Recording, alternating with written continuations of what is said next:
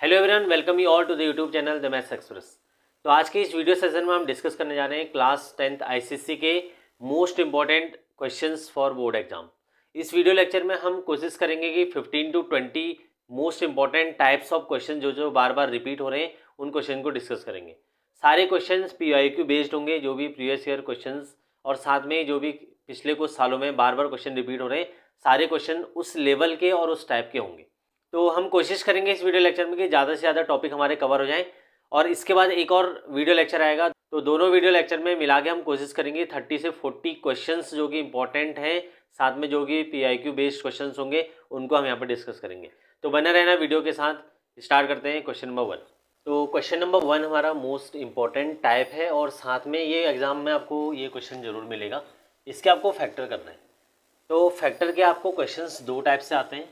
एक तो आपको दिया रहता है कि जैसे x-2 is the factor of this, then find out the other 2 factors. Cubic equation है तो 3 फैक्टर होंगे, क्वाड्रेटिक इक्वेशन है तो 2 फैक्टर होंगे, लीनियर इक्वेशन है तो 1 फैक्टर होगा। ये चीज़ आपको ध्यान रखना है। यहाँ पर अगर आप देखेंगे मैंने एफ एक्सिस को रिप्रेजेंट किया है, आप px से भी रिप्रेजेंट करते हैं। px मतलब पॉलिनोमियल, fx मतलब कोई भी फंक्शन, ठीक है। 6x³ + 17x² + 4x - 12 हमारा क्वेश्चन है। तो जब भी इस टाइप का क्वेश्चन आपके पास आए, आपको करना क्या है, जैसे मैंने P0, तो P0 आपको निकालना है, P1 आपको निकालना है और P-1। जैसे मैं क्वेश्चन आपको बता रहा हूँ ऐसे ही आपको करना है। P0 का मतलब हुआ x के हर एक जगह वैल्यू 0 रख दो, 0 0 0, तो हमारा आंसर आएगा -12। हमको वहाँ तक कंटिन्यूसली वैल्यू तब तक रखते जानी है जब तक हमारा यहाँ पर रिजल्टेंट यानी कि राइट में 0 ना आ जाए, ठीक है। अब 1 रखते हैं तो 1 में आएगा 6। ऐसे ही करना आपको, 6 + 17 + 4 - 12, यहाँ पे भी नॉट इक्वल टू 0 होगा। डायरेक्टली आपको ऐड कुछ नहीं करना है, बस ध्यान रखना है 6 + 4 10, 10 + 17 27। इसमें आपको टाइम वेस्ट नहीं करना है, इस चीज़ का ध्यान रहे। 6 × -1 का क्यूब, तो -6 + 17 - 4 - 12, यहाँ पे भी आपका 0 नहीं आएगा, क्योंकि 17 में से आप ये माइनस करेंगे, फिर ये माइनस करेंगे, फिर भी आपके पास वैल्यू बचेंगे। फिर P2 आपको निकालना है। P2 निकालने के लिए 6 × 8 + 17 × 4, क्लियर। यहाँ पे भी आपको दिख रहा होगा कि ये भी 0 के इक्वल नहीं आने वाला है, ठीक है। आपको तब तक करते जाना है जब तक 0 ना आ जाए, यही इसका सबसे सिंपल मेथड है। यहाँ पर आपको ध्यान रखना है 6 × -8 तो -48 होगा, + 17 × 4 68, देन 4 × -2 -8, देन -12। यहाँ पर कुछ हमको मिल सकता है, देखो 12 + 8 हमारा 20 है, -20 आएगा, -20 -48, तो 68 -68, तो वैल्यू आ गई 0। यहीं पर हमको रुक जाना है, स्टॉप कर देना है। अगर P-2 = 0 है, what does it mean? It means x = -2 is the factor of Px, clear. ये आपको लाइन लिखनी है यहाँ पे।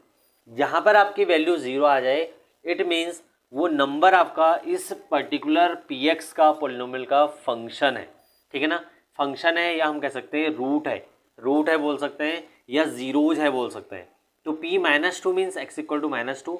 जब हम इसको इधर लाएंगे तो हम बोलेंगे x + 2, और यही आपका हो जाएगा gx। इस चीज़ का आपको ध्यान रखना है। x = -2 is the factor of Px, and gx आपको कैसे निकालना है, इस 2 को लेफ्ट में लाना है, तो x + 2 इज द फैक्टर। अब आपको रिमाइंडर थ्योरम लगाना है, x + 2 से इस पूरी क्यूबिक इक्वेशन को डिवाइड कर देना है।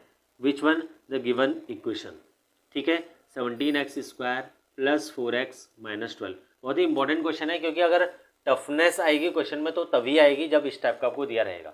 अगर आपको क्वेश्चन इस बेसिस पे दिया है x - 2 is the factor of this, फिर क्वेश्चन बहुत ईजी हो जाएगा।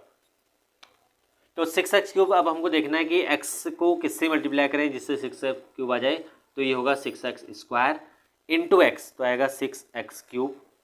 6x² × 2, तो ये आएगा 12x²। 6x², तो इन दोनों को मल्टीप्लाई हमने कर लिया। नाउ यहाँ के आपको साइन चेंज करने, जो भी आप यहाँ पर लिख रहे हैं उसके दोनों के साइन चेंज होंगे, ठीक है।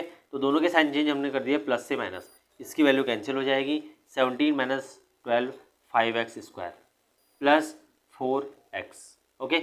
नाउ 5x लाना है, तो हम देखेंगे यहाँ पर 5x से मल्टीप्लाई कर देते हैं, into x, 5x²। 5x into 2, then यहाँ पे आएगा प्लस 10x। क्लियर? तो यहाँ से हो जाएगा माइनस, ये कैंसिल, माइनस 4 माइनस 10 माइनस 6 हमारा आंसर आएगा।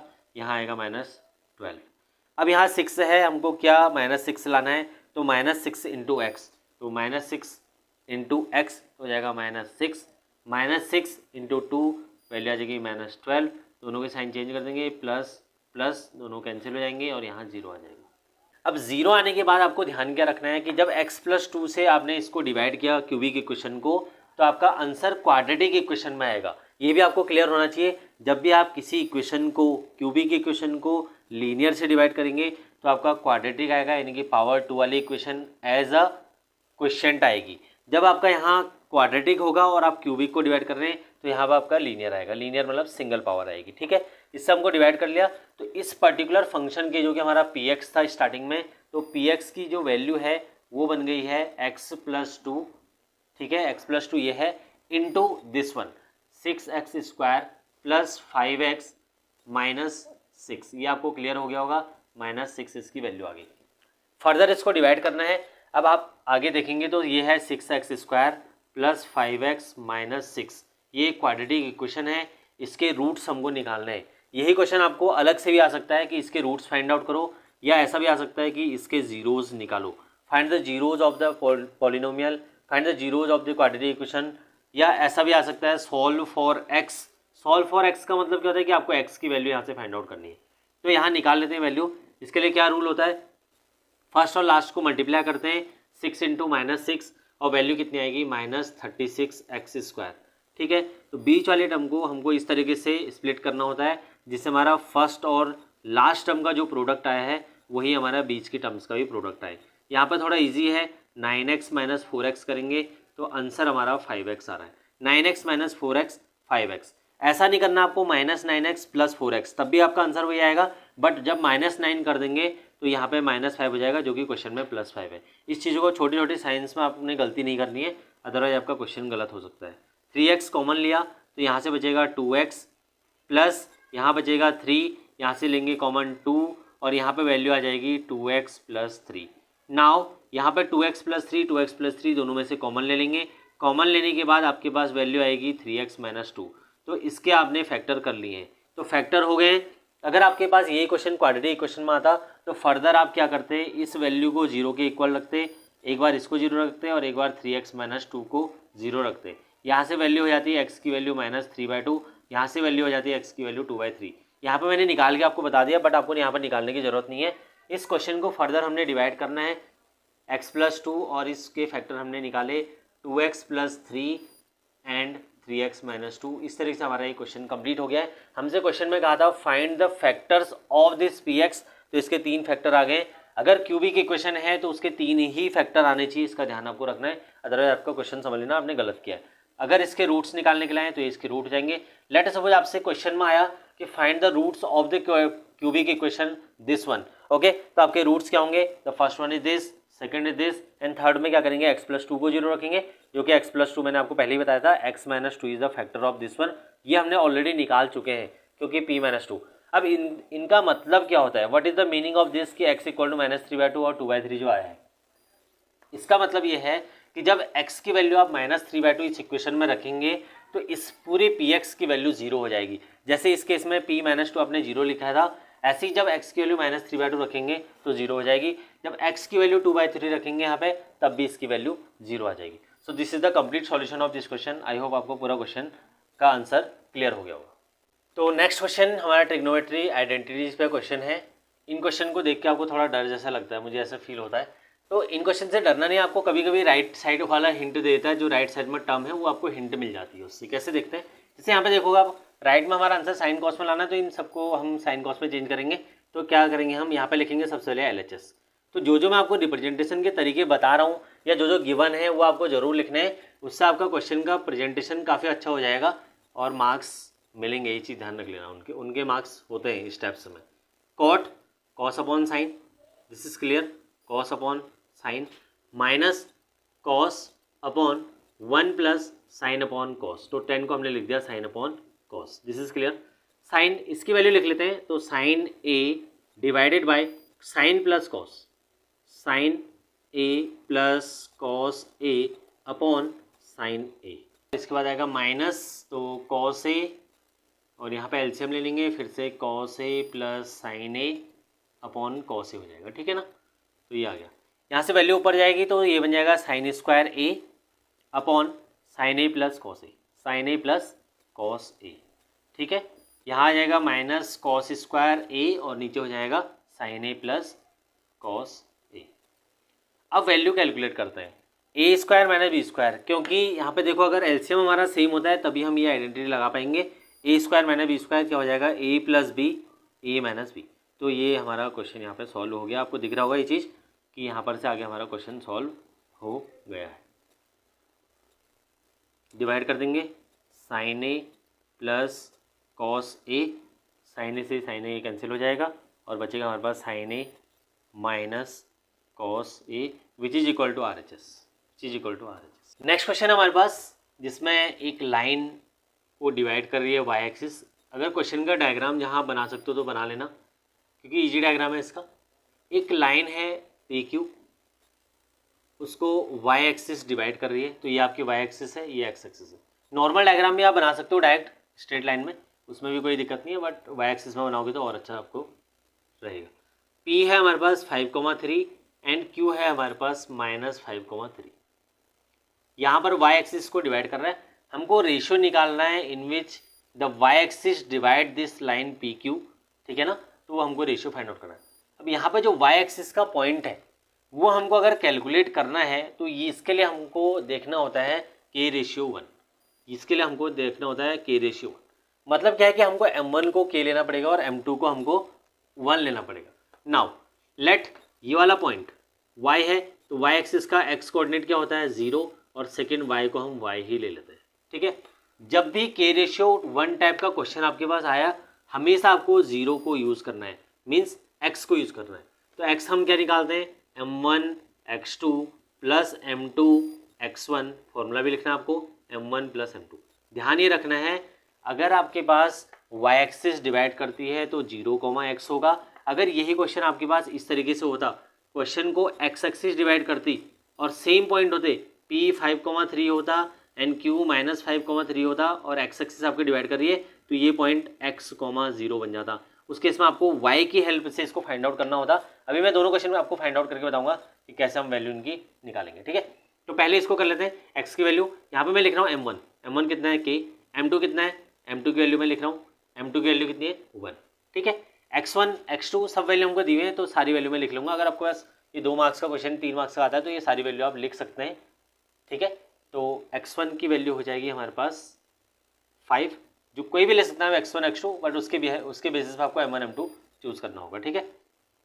x2 की वैल्यू -5, तो x की वैल्यू निकाल लेते हैं यहाँ से। x की वैल्यू क्या हमारे पास 0, तो इसी के बेसिस पे हमको सारी वैल्यू कैलकुलेट करनी होती है। m1 x2, m1 is k, x2 is -5 plus m2 is 1 and x1 is 5 upon m1 plus m2 means k plus 1, k plus 1 वहाँ से 0 हो जाएगा, तो ये वैल्यू 0 के इक्वल आ जाएगी। 5k ये 5 है तो -5k प्लस 5 के इधर आ जाएगा और इक्वल टू 5, तो k की वैल्यू हमारे पास आ जाएगी 5/5 विच इज इक्वल टू 1। अब हमारा रेशियो था k ratio 1, it means k ratio 1 is equal to हमारे पास क्या आया 1:1। ये हमारा रेशियो यहाँ पे आ गया, ठीक है। तो जब भी 1:1 आता है या 2:2 आता है, 3:3, जब भी रेशियोज इक्वल होते हैं it means this is the mid point of P Q, ठीक है। तो y के कोऑर्डिनेट कैसे निकालोगे, 3 + 3 6/2, तो y के पॉइंट क्या हो जाएंगे 3। ये भी क्लियर आपको होना चाहिए। अगर 1 आया है तब ये कंडीशन होगी। अगर 1 के अलावा अगर कुछ वैल्यू और आई है, k की वैल्यू 1 के अलावा कुछ और आई है, तो उस केस में आपको ध्यान रखना है। लेट अस सपोज आपको k की वैल्यू मिल गई 5/8, तो 5/8 का मतलब क्या हुआ कि ये आपका 5 रेशियो है और ये आपका 8 पार्ट है, 5 पार्ट इधर है और 8 पार्ट इधर है। टोटल इस लाइन के कितने पार्ट बनेंगे 13 पार्ट। ये तब आपको यूज़ करना है जब आपका 1:1 होगा, तो आप डायरेक्ट y की वैल्यू निकाल सकते हैं। जब आपका 5:8 या इस टाइप का कोई भी रेशियो और आता है तो उस केस में आपको y निकालने के लिए ये फॉर्मूला पूरा यूज़ करना पड़ेगा y की फॉर्म में। अब हम करते हैं ये वाला क्वेश्चन। y की वैल्यू क्या होगी, m1y2 plus m2y1 upon m1 plus m2, ठीक है। अब इस केस में देखो y 0 है तो y की वैल्यू 0, m1 की वैल्यू क्या ले लेते हैं, m2 की वैल्यू 1 हो जाएगी, y2 की वैल्यू कितनी है, y2 आप यहाँ देखेंगे ये है y2 और ये है y1, ठीक है। दोनों वैल्यू हमारे पास सेम है तो कोई दिक्कत ही नहीं है यहाँ पर, तो y1 y2 भी सेम है। तो m1 की वैल्यू k, m1 y2 तो k into 3 plus m2 is 1 and y1 is 3 upon कितना आएगा, ये वैल्यू आएगी m1 प्लस m2 और ये हो जाएगा k प्लस 1 इक्वल टू 0, तो यहाँ से 0 तो 3k plus 3 is equal to 0, तो k इक्वल टू कितना हो जाएगा -1। What is the indication of this minus sign, indication of minus sign जब भी आता है तो वो आपको बताता है कि जो आपका पॉइंट है वो एक्सटर्नली कट कर रहे हैं, ठीक है ना, एक्सटर्नल डिवीजन इज देयर, तो इसलिए हमारा k की वैल्यू माइनस में आई है, ठीक है। ओके, नेक्स्ट क्वेश्चन हमारे पास हाइट एंड डिस्टेंस का क्वेश्चन है। क्वेश्चन में दिया हुआ है from the top of a cliff, from the top of a cliff the angle of depression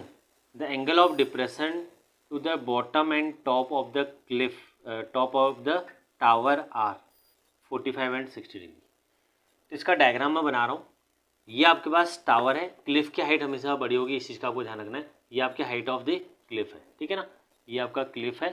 this is the height of the tower which is given as 20 metre, ये आपको given है 20 metre, ठीक है। ये इन दोनों के बीच की डिस्टेंस है, ये भी हमको फाइंड आउट करनी है क्वेश्चन में, साथ में हमको हाइट ऑफ द क्लिफ भी निकालना है। अब सबसे इम्पॉर्टेंट चीज़ क्या है कि आपको समझना पड़ेगा कि एंगल ऑफ डिप्रेशन क्या होता है। देखो मैं इजीली आपको समझाता हूँ एंगल ऑफ डिप्रेशन क्या होता है। जब भी हम अपनी आँखों से किसी भी चीज़ को देखते हैं तो ये हमारा लाइन ऑफ साइट होता है, एक हमारा होता है लाइन ऑफ साइट कि हम सीधा देख रहे हैं।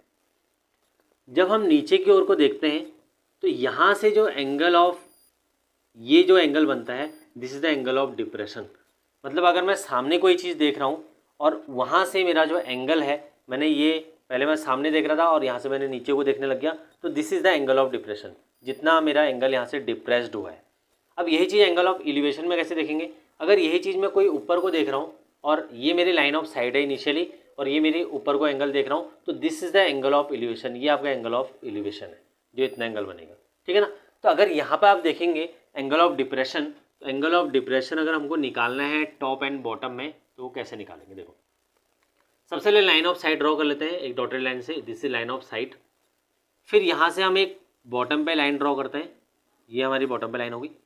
अब आपको अगर 45 और 60 दिया है और आपको पता भी नहीं है कि कौन सा एंगल कितना है, तो उसको भी आप इजीली पहचान सकते हो कि कौन सा एंगल आपको 45 लेना है और कौन सा आपको 60 लेना है। कैसे देखो, अगर आप टॉप का एंगल देखेंगे दिस वन, ये वाला एंगल इसके अल्टरनेट इंटीरियर एंगल होगा और ये वाला एंगल जो बड़ा वाला है ये इसका अल्टरनेट इंटीरियर एंगल होगा। तो यहाँ पर देखना आपको बड़ा एंगल कौन सा है, छोटा कौन सा है। तो बड़ा एंगल ये वाला है तो इट मीन्स ये 60 डिग्री होगा और छोटा वाला कौन सा है, ये है, इट मीन्स ये 45 डिग्री होगा। बस इजीली आपका क्वेश्चन इतना हो गया। नाउ इतना आपको समझ में आ गया होगा। तो अब हम देखेंगे कि हाइट ऑफ टावर और ये सब चीज़ें कैसे निकालेंगे। देखो एक चीज़ देखना है आपको, ये आपका 20 होगा, अगर हाइट ऑफ द टावर 20 है तो ये भी 20 होगा। इससे ऊपर की हाइट हम h ले लेते हैं, ये हमारा h हो गया, ठीक है। दिस इज 45, ये हमने x ले लिया। तो अब हमको ट्राइंगल इसमें कंसीडर करने पड़ेंगे, उसके बिहाफ में हम वैल्यू काउंट कैलकुलेट करेंगे।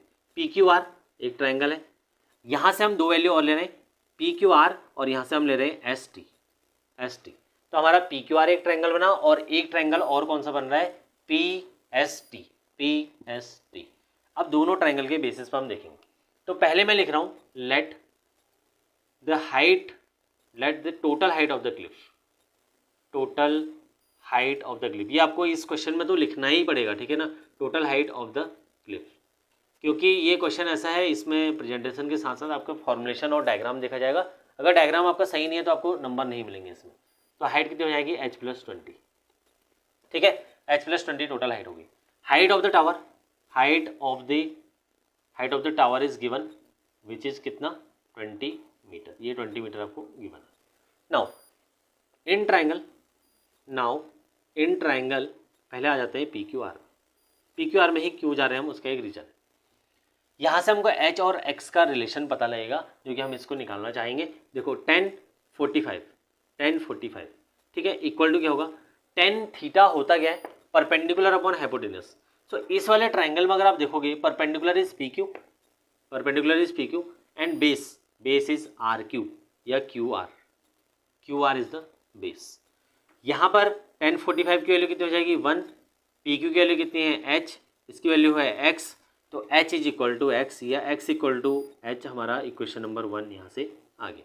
नाउ हम मूव करेंगे सेकेंड वाले ट्राइंगल में। नाउ इन ट्राइंगल PST मतलब PST, ये बड़ा वाला ट्राइंगल, ठीक है। यहाँ पर हम 1060 लगेंगे। 1060 की वैल्यू हमारे पास क्या हो जाएगी PT upon ST, PT upon ST। PT किसके इक्वल है?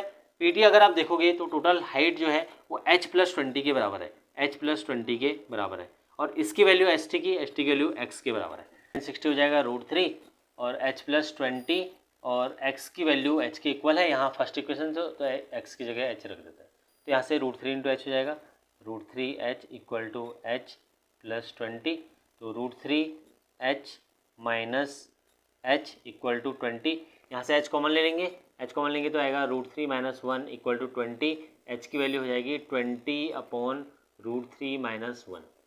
जब इस टाइप की सिचुएशन आपको बनी तो इसको आपने फर्दर क्या करना है, रेशनलाइज करना है। तो ये वैल्यू कितनी हो जाएगी a + b a - b, तो नीचे जो वैल्यू बनेगी a² - b², तो a² क्या हो जाएगा √3 का स्क्वायर है 3 माइनस b² कितना हुआ -1, और ऊपर वैल्यू कितनी आएगी 20 √3 + 1, तो नीचे वैल्यू बनेगी 2, तो 3 - 1 हो जाएगा 2, और 2 से वैल्यू कैंसिल जाएगी 10, तो आंसर हमारा जो फाइनल होगा वो होगा 10 √3 + 1। इसको आप एज इट इज ऐसे भी लिख सकते हैं, ठीक है ना। तो पहला हमारे पास वैल्यू आ गया जो कि H की वैल्यू है।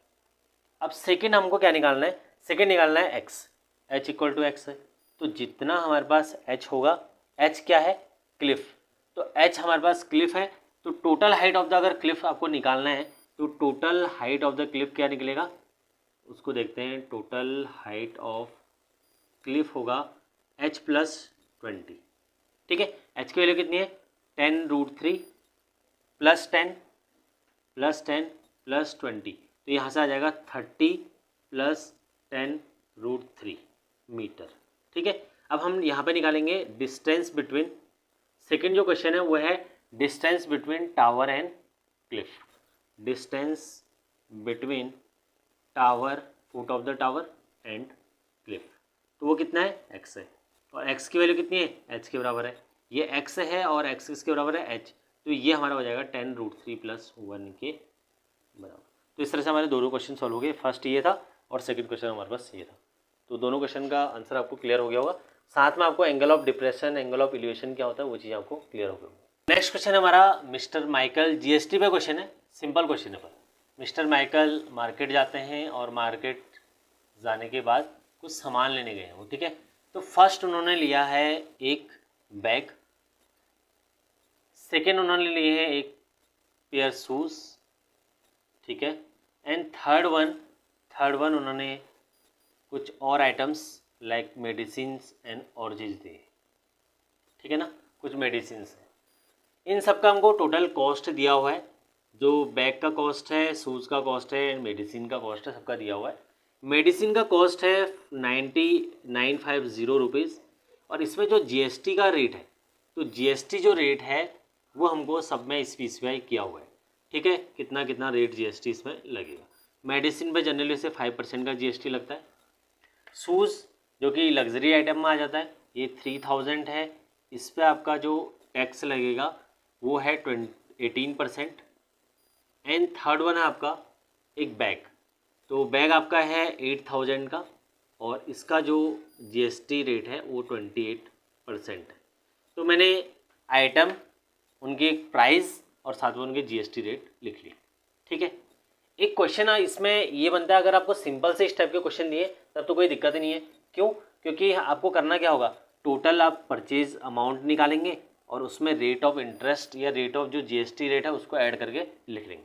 तो total amount he has to pay, total amount he has to pay, कितना अमाउंट वो पे करेगा। सो देखो इस करेंगे क्या इस क्वेश्चन में, जब बैग के लिए हम करेंगे तो बैग का अमाउंट जो होगा, बैग के लिए मिस्टर माइकल को 8000 plus GST amount which is 8000 and 20% का 8000। शूज़ के लिए अगर उनको पे करना है तो शूज़ के लिए 3000 प्लस 3000 का 18% जो कि GST रेट है शूज़ के लिए, वो आपको पे करना होगा। And third one is 950 plus 950 का 5% ये उनको पे करना होगा। So total amount he has to pay और टोटल GST अमाउंट कितना उनको पे करना पड़ेगा वो हम दोनों निकालेंगे, ठीक है ना। यहाँ 0 0 से ये दोनों 0 कैंसिल हो जाएंगे, इधर भी 0 0 से ये दोनों 0 कैंसिल हो जाएंगे, यहाँ 1 0 कैंसिल होगा, 5 2 जा यहाँ 10 आ जाएगा, ठीक है। तो वैल्यू जब हम इसकी निकालेंगे ये आएगा 950 प्लस इसकी वैल्यू इसके हाफ हो जाएगी तो 47.5 आ जाएगा। नाउ दिस वन 18 3 जा 54 तो इसकी वैल्यू आ जाएगी 540 GST और इसकी वैल्यू आ जाएगी 3000, ठीक है। The third one is bag 8000 plus 80 into 28 into 8 हम इसको मल्टीप्लाई करेंगे तो 8000 तो बैग का रेट है प्लस 0 8 8 जा 64 8 2 जा 16 प्लस 6 22 ये इनका GST हो जाएगा। अगर आपसे पूछा है टोटल अमाउंट तब तो आप क्या करेंगे, इन सबको ऐड कर देंगे, ये आपको करना खुद है, ठीक है ना। इसके बाद इन सबको ऐड कर देंगे। अगर आपको total amount he has to pay पूछा है it means this one plus this सबको ऐड करके टोटल यहाँ पे लिख देंगे he has to pay this amount. अगर आपसे पूछा है टोटल GST पेएबल तो total GST amount he has to pay, अगर सिर्फ GST पूछा है it means you have to add only GST amount which is 2240 540 plus 47.5, तब आपको सिर्फ इन तीनों को ऐड करना होगा। अगर GST अमाउंट पूछेगा ये ऐड करना है, अगर टोटल पेएबल अमाउंट पूछेगा तब आपको ये तीनों चीज़ ऐड करनी है। ये सिंपल GST का क्वेश्चन था जिसमें प्राइस एज वेल एज उनका रेट आपको गिवन था। नेक्स्ट क्वेश्चन हमारे पास one of the most important conceptual question जिसको मैं पूरी बुक में से बोलता हूँ। ये क्वेश्चन बहुत ही ज़्यादा इंपॉर्टेंट भी है और कॉन्सेप्चुअल क्लैरिटी इसमें जब तक नहीं है तो फिर क्वेश्चन आपको फिर सॉल्व नहीं होने देगा खुद से, ये चीज़ ध्यान रख लेना आपको। इस इक्वेशन में क्या दिया हुआ है कि इस क्वेश्चन में दो इक्वेशंस दी हुई हैं which are perpendicular to each other and condition के बेसिस पे हमको P की वैल्यू निकालनी है, दिस इज P, ओके। फिर उसके बाद इसी में एक और क्वेश्चन है कि अगर एक इक्वेशन की लाइन फाइंड आउट करो, फिर उसमें हम देखेंगे क्या क्या कॉन्सेप्ट हम लगा सकते हैं, ठीक है। फर्स्ट ऑफ ऑल जब भी कोई इक्वेशन दी हो उसका स्लोप कैसे निकालना है, तो सिर्फ आपको y एक तरफ रख देना है, आपका स्लोप निकल के आ जाएगा। देखो कैसे, मान लो मैं इधर रखता हूँ -3y, बाकी की सारी वैल्यू उधर ले जाता हूँ तो -5x -2 हो जाएगा, एक तरीका तो ये है। फिर यहाँ से y को अलग कर देंगे तो y इक्वल टू क्या आ जाएगा -5 अपॉन -3 इंटू एक्स -2 अपॉन -3 ये आएगा, क्योंकि -5x -3 को हमने किससे करा -3 से डिवाइड कर दिया। एक तरीका तो ये है। दूसरा तरीका क्या है कि आप 3y को डायरेक्ट उधर ले जा लो तो 3y इज इक्वल टू क्या हो जाएगा 5x प्लस 2 और यहाँ से आप y निकाल लो तो 5/3x प्लस 2/3। यहाँ पे भी वही होगा, माइनस से माइनस कैंसिल हो जाएगा, माइनस से माइनस कैंसिल होकर ये प्लस बन जाएगा। तो दोनों इक्वेशन में देखोगे दोनों इक्वेशन में आना सेम ही है, तो किसी भी जो तुमको सिंपल लगता है, जो भी आपको सिंपल लगता है उस तरीके से इसको सॉल्व कर लो।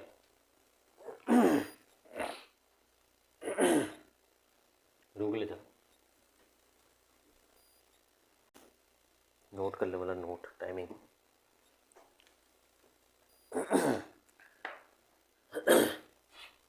तो फर्स्ट ऑफ ऑल दोनों लाइन का स्लोप निकाल लेते हैं। मैंने बताया कैसे स्लोप निकालना है। तो 3y is equal to 5x plus 2, आपको इसमें डाउट नहीं होना चाहिए। और दूसरा साइन गलत नहीं होना चाहिए, अगर साइन गलत हो गया फिर पूरा स्लोप पूरा क्वेश्चन ही गलत हो जाएगा। 5/3x प्लस 2, इस वाली लाइन का स्लोप हम m1 ले लेते हैं, ठीक है। m1 इज इक्वल टू कितना हो जाएगा 5/3। अब आ जाते हैं यहाँ, इस वाले में भी ऐसे करते हैं, py को उधर ले जाते हैं, py is equal to 6x plus 7, तो y is equal to 6/p x plus 7/p। अगर इस वाले का स्लोप देखेंगे तो स्लोप क्या आएगा 6/p। Let us suppose the slope of the second line will be m2 and it is 6/p। Now according to question क्या given है, both line are perpendicular to each other, तो it means if two lines are perpendicular to each other then their slope, the product of their slope, तो हम लिखेंगे for perpendicular lines, ठीक है। आपको यही लिखना है, for perpendicular lines m1 m2 is equal to -1, product of their slope multiplication equal to -1 के इक्वल होगा। 5/3 into 6/p is equal to -1, 3 से इसको कैंसिल कर देंगे 2 आएगा, 5 2 जा 10, 10 is equal to minus p यहाँ पर हो जाएगा, ये 10 है, और यहाँ से पी की वैल्यू आ जाएगी -10 के इक्वल। ये आपको क्लियर हो गया। लेट अस सपोज इसी इक्वेशन में आपको दिया होता कि इसका स्लोप परपेंडिकुलर नहीं है, पैरेलल है, तो हम लिखते हैं for parallel lines m1 is equal to m2। मैं आपको दोनों कंडीशन बता रहा हूँ, दोनों कंडीशन के अकॉर्डिंग क्या क्या करेंगे, ठीक है। क्वेश्चन जो दूसरा होगा उसमें भी हम यही देखेंगे, m1 equal to m2, it means 6/p 5/3 के इक्वल होगा, यस और नो। और यहाँ से p की वैल्यू आ जाएगी 3 6 18, 18/5। दोनों कंडीशन ये क्वेश्चन में नहीं दिया है, बट हमने अगर दिया होता तो ऐसे क्वेश्चन को सॉल्व कर दें। Now we have to find out the equation of a line which is passing through the point -2, -1 and parallel to second line, parallel to this line, second line means this line, parallel to 6x minus py plus 7 is equal to 0। बहुत ही important question है। देखो अगर आप यहाँ पे slope देखेंगे इसका, तो स्लोप क्या था m2, तो इसका स्लोप क्या होगा m2 का, m2 का स्लोप होगा 6/p, और p की वैल्यू कितनी है, p की वैल्यू है -10, तो 6/-10, इट मीन्स इसका स्लोप 2 से डिवाइड कर देंगे, 2 3 जा और 2 5 जा, तो -3/5 इसका स्लोप आ गया। अब आपके पास कंडीशन क्या क्या होती है, देखो पहली कंडीशन क्या होती है, अगर हमारे पास दो पॉइंट दिए हों, P और Q दो पॉइंट हैं, इसके दोनों कोऑर्डिनेट दिए हैं, इसके भी दोनों कोऑर्डिनेट दिए हुए हैं, तो हमको इस लाइन का स्लोप निकालना है। क्या करते हैं, इसको x1 ले लेंगे, इसको y1 ले लेंगे, इसको x2 ले लेंगे, इसको y2 ले लेंगे, ठीक है। तो जो लाइन का स्लोप होगा वो होगा y - y1 is equal to m, और m क्या होता है यहाँ पे, y2 - y1 upon x2 - x1, this is the slope of line, then x - x1, ठीक है।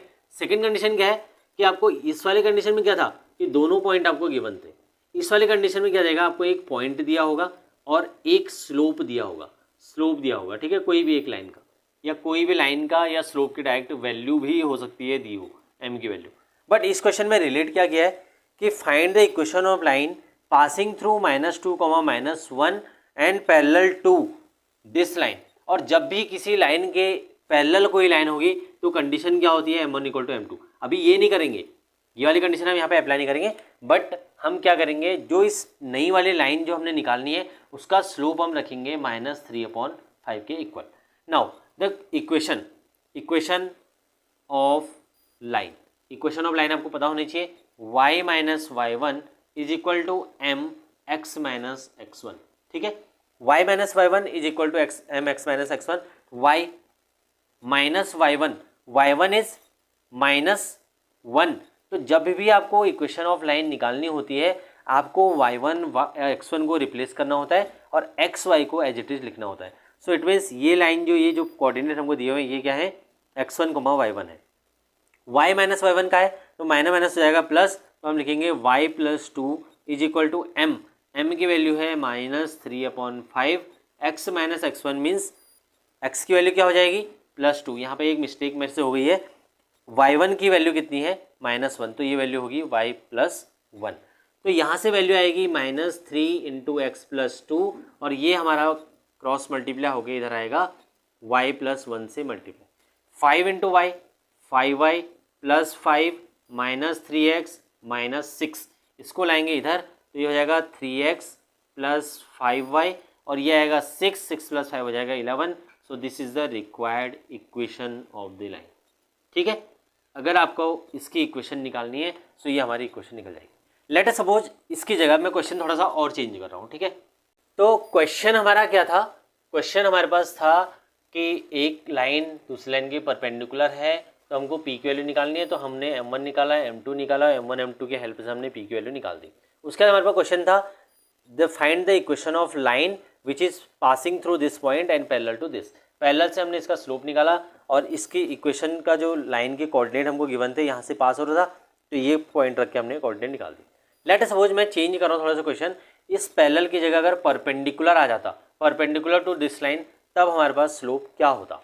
देखो जब अगर यहाँ पर परपेंडिकुलर लिखा हुआ आता, परपेंडिकुलर टू 6x - py + 7, तो अब एक चीज़ हमको पता है, इस वाली लाइन का स्लोप कितना है, m2, ये स्लोप है कितना, -3/5, और जो हमारी लाइन है उसका हम स्लोप क्या मान रहे हैं, m1 मान रहे हैं, ठीक है। कौन सी लाइन, दिस वन, यहाँ पे हमने m की वैल्यू -3/5 क्यों रखी?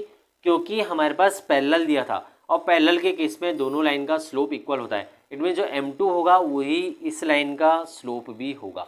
But now the condition is change. Condition क्या हो गई? पैरेलल से परपेंडिकुलर में आ गई है। इट मीन्स जो इस लाइन का और इस लाइन का स्लोप होगा उनका परपेंडिकुलर वाला रिलेशन होगा, that is m1 m2 equal to -1। अब मान लो हमको ये m है नई वाली लाइन का स्लोप जो कि हमने m लिया हुआ है, तो m और इसका रिलेशन निकालना है। तो हम क्या करेंगे? m into m2 is equal to -1। तो m इज इक्वल टू यहाँ से -3/5 रखेंगे और वैल्यू कितनी हो जाएगी? -1। m की वैल्यू आएगी 5/3। ये आपको ध्यान रखना है। अगर परपेंडिकुलर होगा तो m की वैल्यू -3/5 की जगह क्या हो जाएगी? 5/3 हो जाएगी। तो 5/3 यहाँ से रख देंगे, बाकी कैलकुलेशन जो भी आएंगे उसके अकॉर्डिंग हम इसको सॉल्व करेंगे। तो मैंने पूरे क्वेश्चन में 4 अलग अलग क्वेश्चन आपको बताए हैं। परपेंडिकुलर लाइन क्या होता है, पैरेलल लाइन क्या होता है, अगर ये लाइन पैरेलल होता तब क्या होता, और अगर ये लाइन परपेंडिकुलर होती तब हमारा आंसर क्या होता है। उसके बाद 2 आपके इंपॉर्टेंट मेथड्स जो हैं, point two point form and point slope form, ये भी आपको पता होने चाहिए। तो नेक्स्ट क्वेश्चन अब हम स्टार्ट करने जाने हैं, one of the most important topic, और साथ में इसके क्वेश्चन आपको जरूर मिलेंगे। इस चीज़ का आपको ध्यान रखना है। क्वेश्चन इसके ज़्यादा भी आ सकते हैं, एक से ज़्यादा भी क्वेश्चन हो सकता है। इस क्वेश्चन में हमको कुछ चीज़ें गिवन है, AC equal to BD, AC और ये BD, ठीक है ना। AB इज द डायमीटर, यहाँ पे मैंने लिखा नहीं है AB is the diameter, AB इसका डायमीटर है सर्कल का। O इज द सेंटर, वो भी आप गिवन में लिख सकते हैं। गिवन में आपको जितनी ज़्यादा चीज़ें लिखी हैं, लिखी हुई दिखेंगी, उतना अच्छा है आपके लिए, उतना प्रेजेंटेशन आपका अच्छा रहेगा।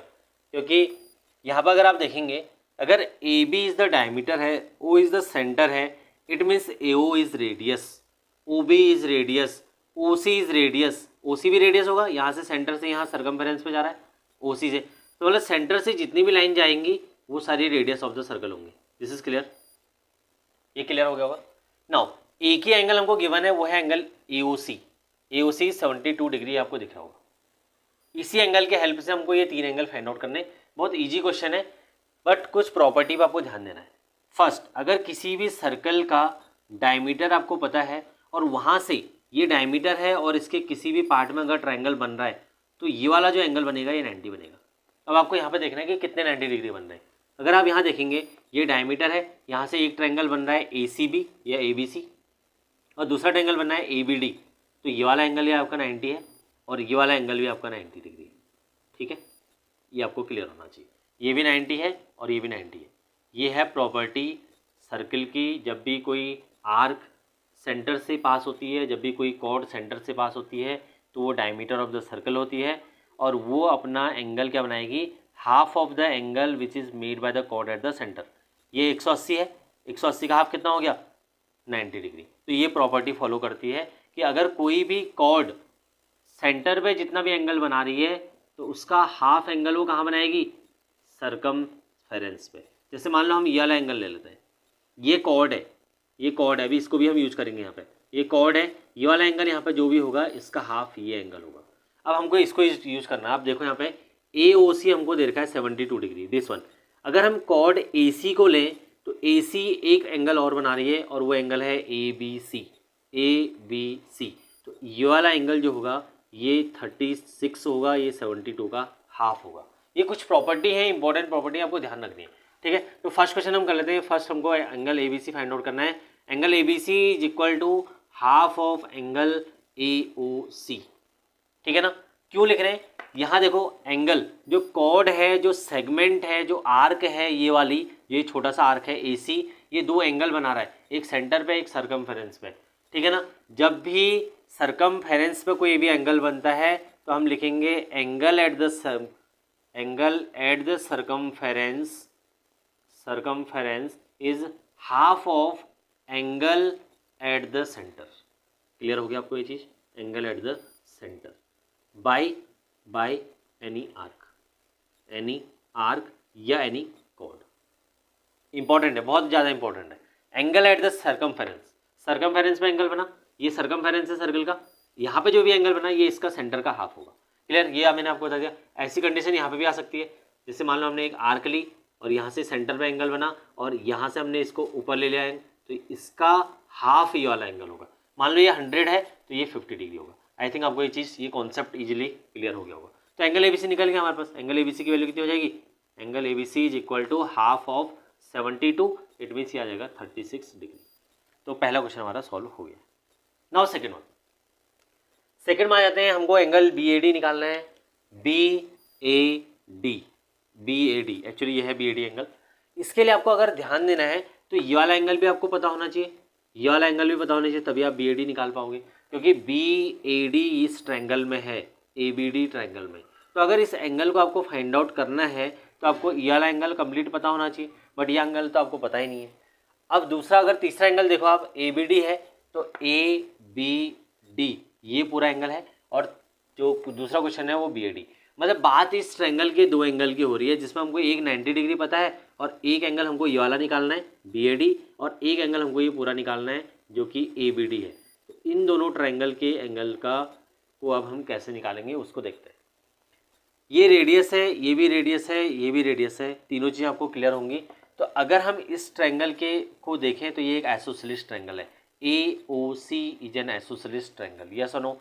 ए O C is an isosceles triangle, it means ये 72 है, तो बाकी के दोनों एंगल बराबर होंगे, यस और नो? बाकी के दोनों एंगल बराबर होंगे। तो क्या ये आइसोसेलेस ट्रायंगल हमारी हेल्प कर पाएगा, नहीं कर पाएगा? एक तो हमको ये चीज़ देखनी है। दूसरा, आपको एक चीज़ ध्यान देनी है कि क्वेश्चन में एक और इंपॉर्टेंट चीज़ गिवन है, A C equal to B D.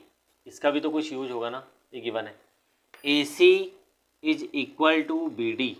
अगर किसी भी सर्कल की दो कॉर्ड या दो आर्क इक्वल हो जाएं तो जितने भी एंगल बनाएंगे सर्कल में सारे इक्वल बनाएंगे। इसका मतलब क्या हुआ? देखो देखते हैं।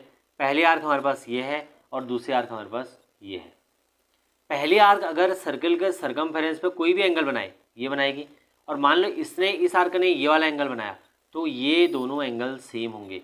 बी डी और ए सी दोनों इक्वल हैं, तो यहाँ से देखो ए बी और सी की वैल्यू जो कि हम पहले ही निकाल चुके हैं, ए बी सी 36 डिग्री है, वही बी ए डी की वैल्यू भी होगी, क्योंकि दोनों सेम आर्क पे एंगल बन रहे हैं। सेम आर्क रहने वाला क्योंकि दोनों की लेंथ सेम है। मतलब ये कंडीशन इस टाइप की है, एक आर्क ये है फर्स्ट, ये कोई भी एंगल बना रही है सर्कमफेरेंस पे, और एक आर्क सेकंड ये है, ये कोई भी एंगल बना रही है, तो ये दोनों एंगल सेम होंगे हमेशा।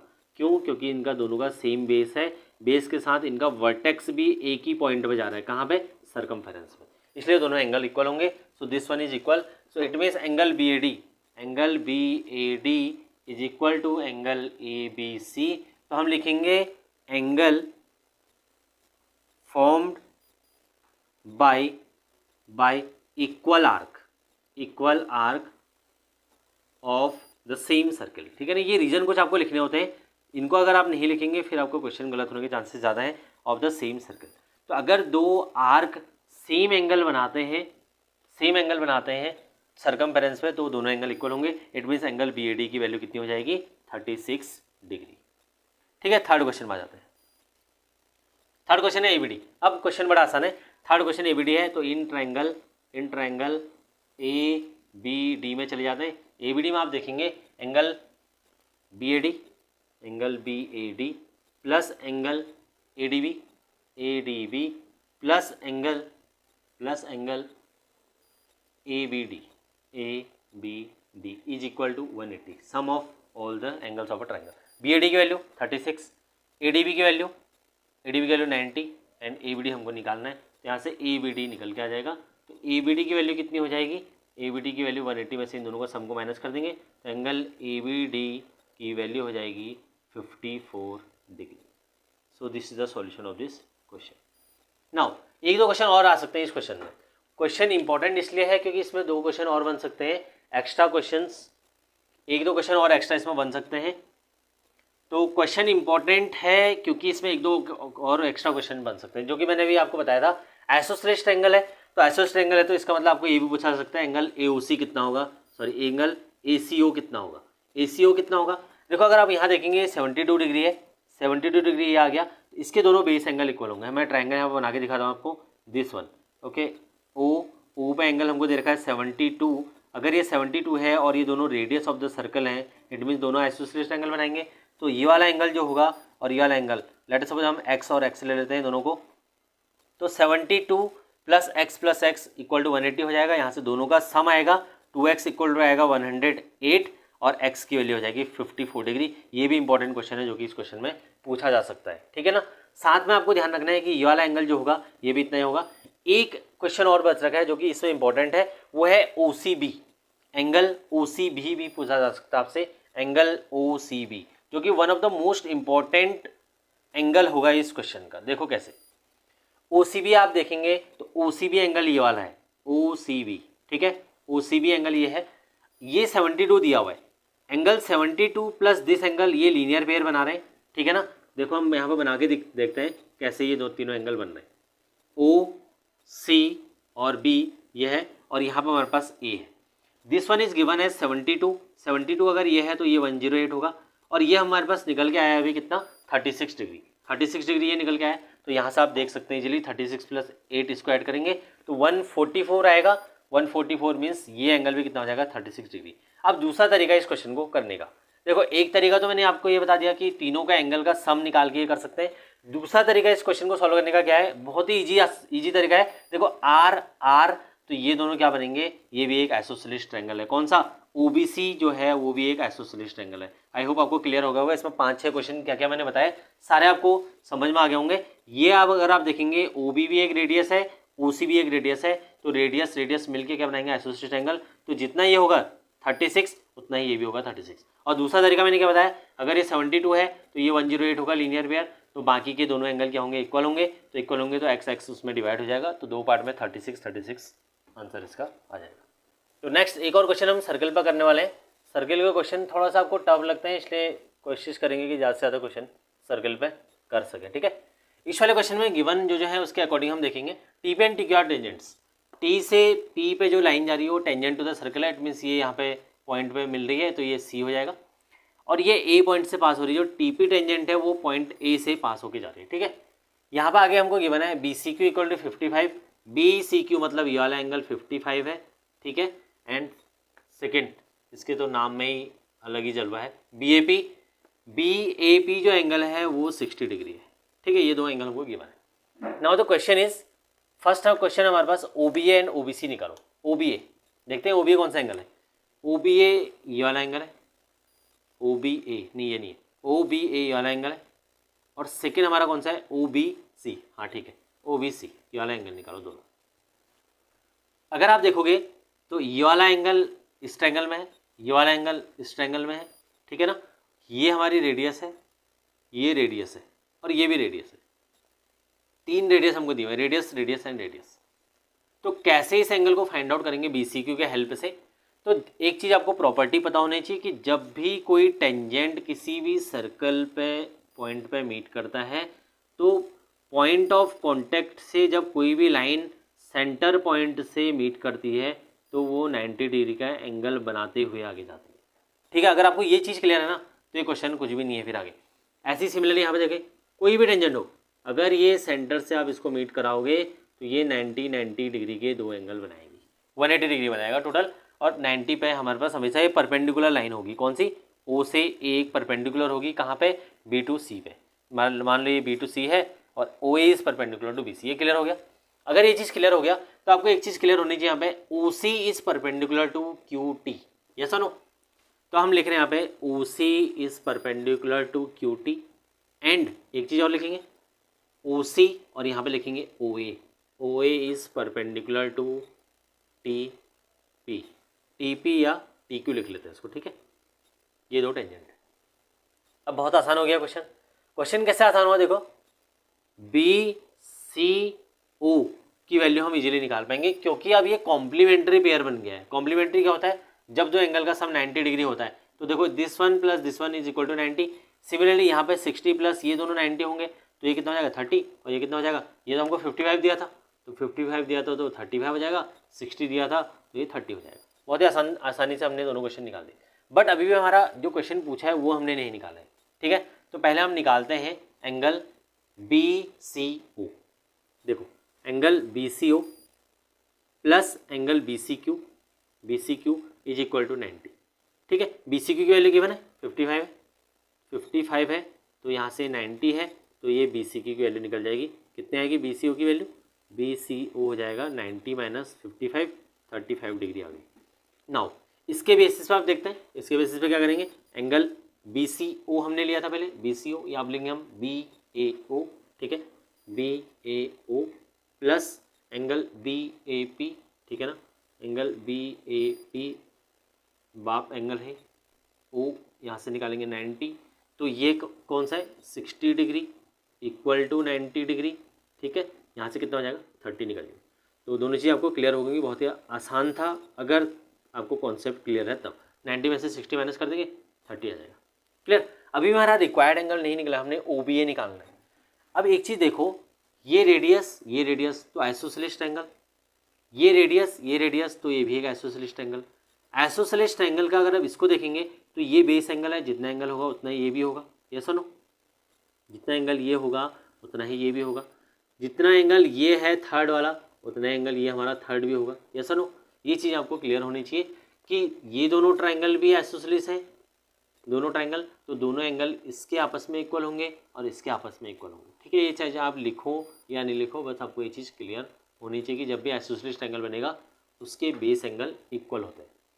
नाउ क्या लिखेंगे हम, एंगल जो हमको रिक्वायर्ड है O B A, O B ए, तो ओ बी ए हमको निकालना है और सेकंड हमको यहाँ पे क्या निकालना है ओ बी सी। तो angle O B C is equal to angle B C O, ठीक है ना। क्या लिखेंगे रीजन क्या लिखेंगे, ओ बी सी की वैल्यू तो आ जाएगी हमारे पास 35 degree, reason base angle of an isosceles triangle, ये आपको खुद लिखना है, ठीक है, base angle of isosceles triangle. यहाँ पर हमको निकालना है कौन सा एंगल ओ बी ए, तो ओ बी ए किसके इक्वल हो जाएगा, बी ए ओ के इक्वल हो जाएगा, कितना होगा 30 डिग्री, यहाँ से हमारे पास ये एंगल निकल गया 30 डिग्री। रीजन क्या लिखोगे, base angle of an isosceles triangle, ठीक है। तो ये चीज़ आपको क्लियर हो गई, इसको भी हमने निकाल दिया, इसको भी निकाल दिया। अब हमारे पास सेकंड क्वेश्चन है, सेकंड क्वेश्चन,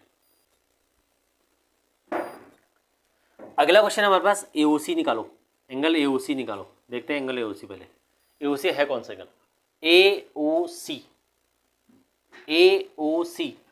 बट AOC के लिए हमको कुछ पता तो है नहीं, बट दो चीज़ें हमने अभी निकाली हैं, कौन कौन सी, एक तो इस ट्रायंगल में और दूसरा इस ट्रायंगल में। अगर आप इन दोनों एंगल को देखोगे, ये हमने निकाला 35, ये हमने 35 निकाला, तो दोनों का सम जो करेंगे टोटल 180 से अगर इसको माइनस करेंगे तो ये एंगल निकल जाएगा।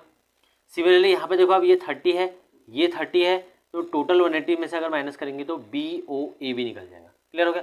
पहले हम इन दोनों एंगल को निकालते हैं। एंगल BOC देखते रहना, angle BOC is equal to 180 minus 35 या सुनो दो बार आएगा, क्योंकि 180 अगर हम BOC निकाल रहे हैं तो 180 में से इन दोनों को माइनस करना पड़ेगा और दोनों इक्वल हैं, कितना है 35 है, कितना हो गया टोटल 70, तो यहाँ से हमारा आंसर आ जाएगा कितना 110 डिग्री। क्लियर हो गया आपको ये चीज़, BOC हमारा निकल गया। नाउ अब हम सेकंड में देखेंगे। सिमिलरली अगर आप इसको इसी तरीके से सॉल्व करेंगे ना तो आपका ये क्वेश्चन ईजी भी होगा और साथ में आपको पता लगेगा क्या क्या हम सिमिलर टाइप की जो भी चीज़ें हम सॉल्व कर रहे हैं वो भी आपके निकलते रहेंगे। अब आप सेकेंड वाला देखो BOA या AOB, तो एंगल अगर BOA या AOB आप निकालोगे, AOB या BOA निकालोगे तो यहाँ देखो 30 तो 180 में से 60 माइनस कर देंगे, कितना आ जाएगा 120 डिग्री निकल जाएगा, ठीक है, BOA निकल गया। इस एंगल को क्या बोलेंगे AOC को, एंगल AOC को क्या बोलेंगे, AOC एंगल क्या है, AOC अगर आप देखोगे टोटल कितना एंगल है, किसी भी पॉइंट के अराउंड टोटल एंगल का सम कितना होता है 360 के इक्वल, जिसमें से ये एंगल हमको 110 गिवन है, ठीक है, ये एंगल हमने 120 निकाल लिया है और ये एंगल हमारा AOC है, ठीक है, AOC, बेहोसी नहीं, AOC। तो हमने अगर एंगल AOC निकालना है तो AOC प्लस एंगल BOC, सब बेहोसी वाली ही चीज़ें आ रही हैं इसमें, थर्ड एंगल BOA कितना हो जाएगा 360, AOC plus BOC plus BOA 360, ये 120 है, ये BOC 110 है, AOC हमारा निकल जाएगा, कितना निकलेगा 360 में से इसको माइनस कर देंगे, कितना हो जाएगा 130 डिग्री। एंगल AOC की वैल्यू हो जाएगी 130 डिग्री। आसान है क्वेश्चन, आसान है। एक क्वेश्चन और निकालना है, ATC एंगल हमको निकालना है। इसके बाद जो थर्ड क्वेश्चन है उसमें हमने निकालना है ATC। देखो इस क्वेश्चन में ना जो भी क्वेश्चन बन सकते हैं सारे डिस्कस करेंगे हम, जितने भी क्वेश्चन बन सकते हैं इस वाले पार्ट में, ठीक है। थर्ड ATC निकालना है, एंगल ATC। अगर आप देखोगे ATCO इज अ क्वाड्रिलेटरल, और किसी भी क्वाड्रिलेटरल के एंगल का सम कितना होता है, 360 के इक्वल। तो यहाँ से देखो ATC देखते रहना, ATC plus TAO plus AOC plus TCO या OCT इक्वल टू कितना होगा, 360 के इक्वल। एक तरीका तो ये है, दूसरा तरीका ये बताऊंगा अभी कैसे करेंगे। TAO कभी 90 से अलग हो ही नहीं सकता। COT या OCT ये भी कभी 90 से अलग नहीं हो सकता, ठीक है। बचा ये वाला, ये एंगल हमने अभी निकाला है कितना, 130 है। और लास्ट हमारे पास क्या बच गया, जो एंगल हमने निकाला ATC, ये आ गया। तो ATC की वैल्यू कितनी हो जाएगी यहाँ से, ATC हम 360 में से माइनस कर देंगे इन तीनों का सम आएगा 18 + 30 31। तो ये वैल्यू हो जाएगी हमारे पास कितनी, 50 डिग्री। एक तरीका तो हो गया, एक और आसान सा तरीका बताता हूँ इसको निकालने का। देखो अगर ये दो एंगल फिक्स है ना, दिस वन इज 90, ठीक है, और ये भी 90 फिक्स है। अगर ये 90 फिक्स है, ये तो चेंज होंगे नहीं, अगर टेंजेंट है तो चेंज हो नहीं सकते हैं। तो इसका मतलब this one plus this one, इसका सम कितना होगा, 180 डिग्री का इक्वल होगा। तो हम डायरेक्ट भी ले सकते हैं, कैसे, angle AOC plus angle ATC कितना होगा, 180 के इक्वल। इन दोनों का सम भी तो 180 होगा ना। This one plus this one, total तो 360 होता है।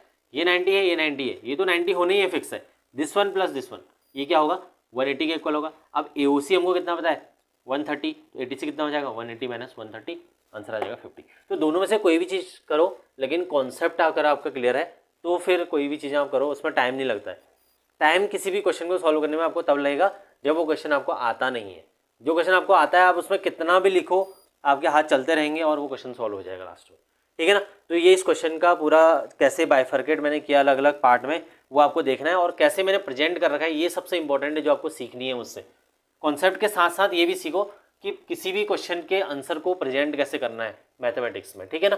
तो नेक्स्ट क्वेश्चन हमारे पास अगेन एक रिमाइंडर थ्योरम का क्वेश्चन है। जो इंपॉर्टेंट क्वेश्चन है वो डिस्कस करेंगे, चाहे किसी भी चैप्टर से हो, ठीक है। जिन लोगों को लग रहा है कि ओजेब में डाउट है या बाकी और जो रेशियो एंड प्रोपोर्शन है, सबके क्वेश्चन आएंगे, जस्ट वेट, सबके क्वेश्चन हम कोशिश करेंगे डिस्कस करने की, ठीक है। तो ये क्वेश्चन हमारे पास PX, इसमें हमको क्वेश्चन गिवन है, what should be added to this so that when divided by 2x + 1 it gives a remainder. Remainder को हम RX से भी रिप्रेजेंट करते हैं, 10 आ जाए, और इसको हम जिससे डिवाइड करते हैं उसको क्या बोलते हैं हम, GX। तो GX से PX को डिवाइड करने में रिमाइंडर 10 आता है, ठीक है ना। तो हमको ये पूछा है कि क्वेश्चन में किस चीज़ को ऐड करा जाए जिससे से इसको डिवाइड करने में रिमाइंडर 10 आ जाए। तो जब भी GX हमको दिया होता है इसको 0 रख लेते हैं। तो 2x + 1 इक्वल टू हम क्या रखेंगे, 0 के इक्वल। यहाँ से x की वैल्यू आएगी 1/2। इसका हमको एक इम्पॉर्टेंट लाइन यहाँ पे लिखनी होती है, let the number added be x तो आप करेंगे नहीं ऐड क्योंकि x में इक्वेशन है, तो let the number added be p, ठीक है ना। तो हमने नंबर ले लिया p, तो p हम इसमें ऐड करेंगे। तो हमको वैल्यू किसके इक्वल रखनी है, कौन सी वैल्यू 0 के 10 के इक्वल रखनी है, वो चीज़ आपको क्लियर होना चाहिए। तो p - 1/2, ठीक है ना, p - 1/2 दिए है, प्लस p की वैल्यू हमारे पास कितनी होनी चाहिए, 10। यहाँ पर आपको कन्फ्यूजन होगा p से, तो मैं y लिख रहा हूँ यहाँ पर, ठीक है। तो p - 1/2 plus y = 10, let the number added be y। तो हम कह क्या रहे हैं, अगर हम इस इक्वेशन में y को ऐड करते हैं, ऐड करने के बाद p - 2 पे वैल्यू निकालते हैं, तो p - 2 पे जब हम वैल्यू निकालेंगे पूरी इक्वेशन की, तो हमारा रिमाइंडर 10 आएगा। So what is the value of y, तो उसके लिए हम y फाइंड आउट करेंगे। पहले हम देखते हैं यहाँ पर 2, तो वैल्यू निकालते हैं इसकी, 2 × 1/2 का क्यूब माइनस 1/2 का क्यूब है, ठीक है। इस चीज़ का आपको ध्यान रखना है। -3 - 1/2 का स्क्वायर है, -8 × -1/2 है, प्लस y = 10। क्लियर हो गया आपको ये चीज़। 2 × -1/2 ये तो हो जाएगा -8, तो ये आ जाएगा। -3 इसकी वैल्यू होगी 1/4, प्लस में ही रहेगा क्योंकि माइनस का स्क्वायर क्या हो जाएगा प्लस में।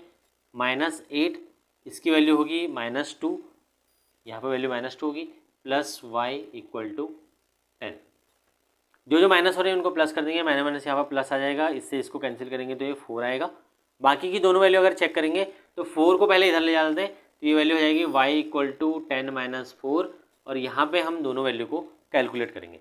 -2/8 -3/4 और वैल्यू यहाँ पर आएगी 2/2। ठीक है, 2/2 क्यों आएगी? क्योंकि 4 2 8 यहाँ पर हम एलसीएम ले लेंगे तो -2 - 6, तो -2 - 6 अगर आप यहाँ पे कैलकुलेट करोगे, एक तो तरीका आपका ये है, और सेकंड क्या है कि अगर आप इसको इसके डायरेक्ट कैंसिल कर दोगे तब भी हमारे पास वैल्यू आ जाएगी। तो -8/8 इसकी वैल्यू आएगी जो कि 1 के इक्वल हो जाएगी, यहाँ से आ जाएगा 6, तो -1 + y = 6, तो y की वैल्यू हो जाएगी 6 + 1, तो y आ जाएगा 7। अगर हम इस इक्वेशन में 7 ऐड करेंगे तो हमारा ये रिमाइंडर 10 के इक्वल देगी। अब मैं आपको इसको चेक करके दिखा देता हूँ इसका मतलब क्या है। अब यहाँ पे देखते हैं, जैसे हम यहाँ पे मान लो हम यहाँ पे 7 ऐड कर रहे हैं, तो 7 ऐड करने के बाद जब हम यहाँ पे x = -1/2 रखेंगे पूरी इक्वेशन में तो हमारे पास वैल्यू 10 आएगी। एक तो क्वेश्चन हो गया एडिशन वाला, एक क्वेश्चन आता है आपका सब्ट्रैक्शन वाला। What should be subtracted from this so that it will be completely divided by this, so that, या ऐसा आएगा या तो ऐसा आएगा, so that 2x + 1 is the factor of this equation. तो दोनों तरीके से क्वेश्चन आ सकते हैं। अब यहाँ पर अगर माइनस के लिए अगर आपके पास क्वेश्चन आएगा तो 2x + 1 आप यहाँ पर रखेंगे तो इसमें आपको पता नहीं चलेगा कि वैल्यू क्या ऐड करनी है। ठीक है, तो हमको क्या करना पड़ेगा, x की वैल्यू यहाँ रखेंगे तो जो हमारा रिमाइंडर आएगा लास्ट में उसको हम इक्वेशन से माइनस कर देंगे। पहले मैं आपको रख के दिखाता हूँ इसमें वैल्यू क्या आ रही है। ठीक है, तो p अगर मैं -1/2 डायरेक्ट इसमें रख रहा हूँ डायरेक्ट, तो वैल्यू आएगी 2, तो यही वैल्यू आएगी हमारे पास -8/8, 2 × -1/8 -3 × 1/4 -8 × -1/2, तो ये हो जाएगा -1/4, ये हो जाएगा -3/4 प्लस 8/2, इसके लिए जाएगी 4, ये वैल्यू होगी -3 -1 -4/4 प्लस 4, तो ये हो जाएगा 1, तो 4 - 1 3, 3 एज ए रिमाइंडर करंट में आ रहा है। इस चीज़ का ध्यान रखना आपको, बहुत ही इंपॉर्टेंट क्वेश्चन है क्योंकि देखो यहाँ पे ऑलरेडी रिमाइंडर है। अभी इसका मतलब क्या है कि इसमें ये हम जब डिवाइड करेंगे या gx से, अगर हम इसको रिमाइंडर थ्योरम से इस क्वेश्चन को सॉल्व करते हैं, लेट अस सपोज 2x + 1 को हम डिवाइड करते हैं इस px से, px मतलब जो हमको अभी करंट में दिया हुआ है, तो भी हमारे पास रिमाइंडर 3 आएगा। अभी भी ये इसका परफेक्ट फैक्टर नहीं है। सो 2x + 1 is not the factor of px। Factor कब होता है? जब px वैल्यू 0 आती है। अभी मैंने पहले ही क्वेश्चन कराया था उसमें हमने फैक्टर चेक किया था। फैक्टर कब होता है? जब फैक्टर की वैल्यू या रिमाइंडर की वैल्यू 0 आ जाए, जब फैक्टर कंप्लीटली डिविजल हो जाए तब हमारे पास फैक्टर होता है। अभी यहाँ पर रिमाइंडर 3 है, सो 3 subtracted from px so that it is completely divisible by gx और इट इज द फैक्टर और 2x + 1 is the factor of this one. तो 3 हमको यहाँ से माइनस करना पड़ेगा। अब आप एक चीज़ देखो, अगर हमारा एडिशन वाला जो क्वेश्चन है तो एडिशन वाले क्वेश्चन में पूछा था कि 10 हम लाने के लिए क्या करें। देखो 3 तो पहले से ही आ रहा है और 7 हमने इसमें और ऐड करा तो कितना बन गया? 10 बन गया। तो इस तरह से हमको इस क्वेश्चन में मैंने जो टाइप बन सकते थे वो मैंने आपको बता दी। तो नेक्स्ट क्वेश्चन हमारा रिफ्लेक्शन पे। रिफ्लेक्शन के क्वेश्चन आपके लिए आसान आएंगे, आसान होते भी हैं अगर आपको 3 चीज़ें क्लियर हैं ओनली तब, कि एक्स एक्सिस से अगर रिफ्लेक्शन होता है तो क्या चेंज होगा, वाई से रिफ्लेक्शन होता है तो क्या चेंज होगा। साथ में जब आप ग्राफ में इसको ड्रॉ करेंगे तो आपके डिवीजन इक्वल होने चाहिए, ओरिजिन का आपका ध्यान रखना है, 1 2 3 जो भी आप नंबर लिख रहे हैं वो क्लियरली विजिबल होने चाहिए। ठीक है ना, विजिबिलिटी इसलिए कह रहा हूँ मैं क्योंकि डिवीजन अगर आपके इक्वल नहीं होंगे तो फिर आप ग्राफ कैसा ही बना लो वो आपका सही नहीं बन पाएगा। ठीक है ना, तो हर एक 2 नंबर के बीच के जो गैप्स हैं वो प्रॉपर होने चाहिए और सारे गैप आपके इक्वल होने चाहिए। तो इस तरह से हमने y axis, x axis, +x -x सारे ड्रॉ कर लिए हैं। तो ड्रॉ करने के बाद हम पॉइंट पर आ जाते हैं। पॉइंट ए, पॉइंट हमारा -4,0 है, -4,0 1 2 3 4, तो ये पॉइंट हो जाएगा हमारा ए। यहाँ पर हम लिख देंगे ए। यहाँ मैं कुछ पॉइंट लिख रहा हूँ -2 -4 -6। ठीक है, सारे पॉइंट मैं मेंशन नहीं करूँगा, उससे फिर थोड़ा हेक्टिक सा हो जाता है, तो इसलिए मैं एक एक गैप लेके मैं पॉइंट को शो करूँगा। -2 -4। यहाँ पर अगर आप देखेंगे -4,0 है तो first point is -4,0, second point हमारा -3,2। तो -3,2 कहाँ है ये देखते हैं हम, -3 x में और 2 पॉजिटिव y में चले जाएंगे, तो ये पॉइंट हमारा हो जाएगा B, और B क्या है -3,2। अब ऐसे हम C पॉइंट में 0,4, मतलब 0,4 का मतलब x0 y4, तो 0 और y4 हम यहाँ पहुँच गए।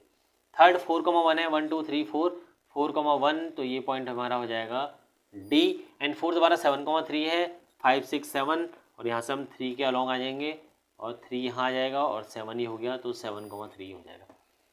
तो लोकेशन आपने फर्स्ट ABCDE की हमने देख ली है, और ये हमने पूरा डायग्राम क्लियर कर दिया। Now you have to find the reflection of this point about X axis. X axis के अबाउट अगर आपको रिफ्लेक्शन करना है, मतलब ये आपका प्लेन है, इसके अबाउट इनको पलट देना है नंबर को। जब आप नंबर को पलटेंगे तो आपका क्या चेंज होगा? क्या आपका एक्स चेंज हो रहा है? एक्स चेंज नहीं होगा, सिर्फ क्या चेंज होगा? वाई। अगर आपको यही पॉइंट वाई के अबाउट रिफ्लेक्शन कराना है तो आपका सिर्फ एक्स चेंज होगा, वाई कभी भी चेंज नहीं होगा। तो दो चीज़ें मैंने बताई, अगर एक्स एक्सिस के अबाउट रिफ्लेक्शन होगा तो वाई चेंज होगा, अगर वाई के अबाउट रिफ्लेक्शन होगा तो एक्स चेंज होगा, अगर ओरिजिन के अबाउट रिफ्लेक्शन होगा तो दोनों कोऑर्डिनेट एक्स एंड वाई के साइन चेंज हो जाएंगे, दोनों के। जैसे -3,2 है, ओरिजिन के अबाउट इसका रिफ्लेक्शन करेंगे तो पॉइंट इधर आएगा, तो -3 + 3 बन जाएगा 2 -2 बन जाएगा। बस आपको कुछ नहीं करना है, सिर्फ ये पॉइंट लोकेट करके सीधा आंसर लिख देना है। ए का -4,0 का पॉइंट एज इट इज रहेगा, क्योंकि -4,0 एक्सिस में है। जो भी पॉइंट एक्सिस में होता है कभी उसका साइन चेंज नहीं होता है, ठीक है ना, रिफ्लेक्शन एक्स एक्स के अबाउट हो या वाई। क्योंकि यहाँ पर अगर आप देखोगे वाई के अबाउट रिफ्लेक्शन होगा तब ये डायरेक्ट 4 यहाँ से +4 में जाएगा, पॉइंट आपका शिफ्ट यहाँ हो जाएगा। बट एक्स एक्सिस के ही पॉइंट के अबाउट रिफ्लेक्शन नहीं होता है, इस चीज़ का भी आपको ध्यान रखना है। ये पॉइंट एक्स एक्सिस में, इसका रिफ्लेक्शन कहीं नहीं होगा। सेकंड आ जाता है इस पॉइंट में, -3,2 का क्या हो जाएगा? वाई चेंज हो जाएगा, वाई चेंज हो गया क्या बनेगा? इसी के नीचे आ जाएगा। देखो मैं दिखा रहा हूँ आपको ये चीज़, तो ये इसके नीचे आके यहाँ पर आ जाएगा 3 के along. So this is the point, इसको हम क्या बोलेंगे? B', ठीक है। तो 2 है, सॉरी एक्चुअली ये 2 है तो -2 पे आएगा, ठीक है, -2 के अलॉन्ग यहाँ पे आएगा, तो ये हमारा क्या हो गया? B'।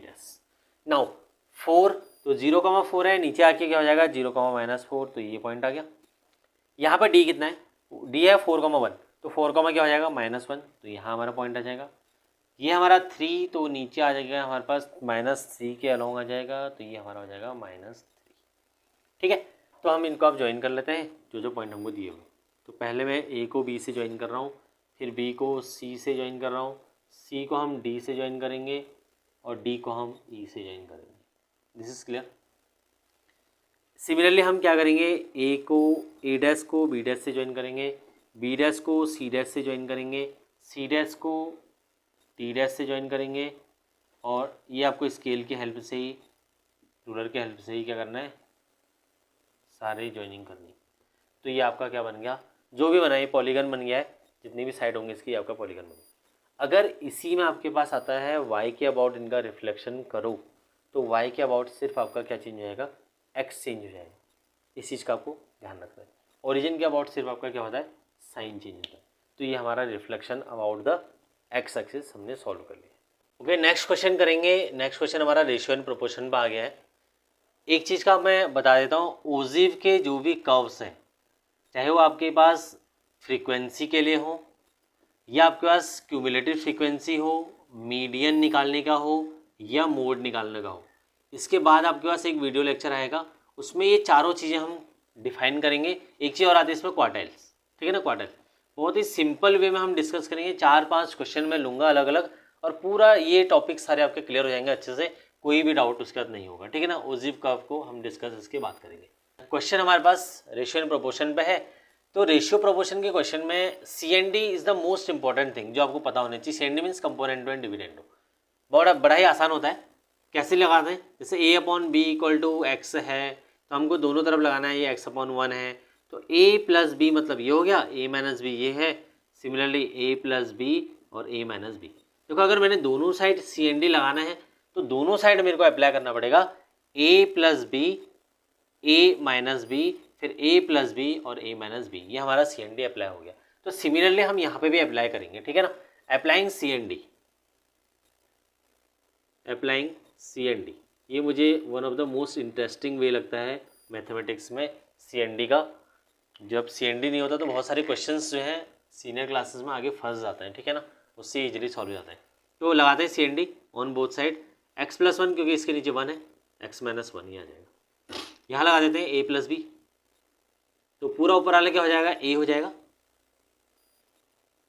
उसमें डिनोमिनेटर को प्लस कर देंगे। तो जब डिनोमिनेटर को प्लस करेंगे तो वैल्यू तो अनचेंज्ड होगी, ठीक है ना। इस चीज़ का भी आपको ध्यान देना है, कब आपकी वैल्यू चेंज होती है और कब चेंज नहीं होती है। उसका मैं आपको बताऊंगा कि किस तरीके से आपको इन साइन कन्वेंशन को भी ध्यान रखना होता है, नहीं तो आपकी कुछ मिस्टेक्स हो जाती है साइन कन्वेंशन से, उससे फिर पूरा क्वेश्चन आपका गलत हो जाता है। जैसे मैं अभी एक मिस्टेक करने वाला हूँ और आपको वो ध्यान देनी है क्या मेरी मिस्टेक है, ठीक है। यहाँ पर अगर आप देखोगे तो मैंने क्या मिस्टेक की, मैंने a प्लस बी लगाया, दिस इज a प्लस और ये मेरा b और ये मेरा a और ये है मेरा b, तो दिस वन और दिस वन ये मेरा b है। अगर मैं यहाँ पर ब्रैकेट नहीं लगाऊंगा, बाकी कोई ब्रैकेट नहीं लगाऊंगा चलेगा, बट अगर मैं माइनस के आगे ब्रैकेट नहीं लगाऊंगा ना तो फिर ये मेरा पूरा क्वेश्चन ही गलत हो जाएगा। देखो इसको माइनस तो माइनस ही रहना था, ये माइनस माइनस प्लस होना था, पूरा क्वेश्चन मेरा गलत हो जाएगा पूरे क्वेश्चन की, फिर तो आपको पूरा रिपीट करना पड़ेगा। तो इस चीज़ का आपको ध्यान रखना है। इन तीनों ब्रैकेट को अगर मैं हटा भी दूँ चलेगा, बट इस ब्रैकेट को आपको लगाना ही है। जब भी आपके पास माइनस होता है, माइनस के बाद ब्रैकेट का मीनिंगफुल फिर मीनिंग थोड़ा अलग हो जाता है, ठीक है ना। देखते हैं, इसको इसमें से माइनस कर देते हैं, ये कैंसिल हो जाएगा। यहाँ पे जो हो जाएगा ये माइनस माइनस हो जाएगा प्लस, यानी कि माइनस वाला प्लस हो जाएगा और जो प्लस वाला है वो इससे कैंसिल हो जाएगा। क्लियर हो गया इतना। अगर ये कैंसिल हो जाएगा तो हमारे पास वैल्यू बचेगी √2 a plus one upon √2 a minus one. यहाँ पर अगर आप देखेंगे माइनस माइनस प्लस हो जाएगा तो ऊपर भी 2 आ जाएगा और नीचे भी 2 आ जाएगा, 2 से 2 को कैंसिल कर देंगे, हमारे पास बचेगा x plus one upon X minus one is equal to √2a plus one upon √2a minus one. Okay, on squaring both side, बड़ा ही आसान क्वेश्चन होता है, बहुत ही आसान question. On squaring both sides, दोनों साइड स्कोरिंग वाला क्वेश्चन है, ठीक है। दोनों साइड स्क्वायर करेंगे तो ये हो जाएगा x plus one whole square, ये हो जाएगा x minus one whole square. इधर दोनों साइड रूट का स्क्वायर करेंगे तो वैल्यू रूट से बाहर आ जाएगी, और बाहर आ जाएगी तो विदाउट रूट हम इसको मेंशन कर सकते हैं।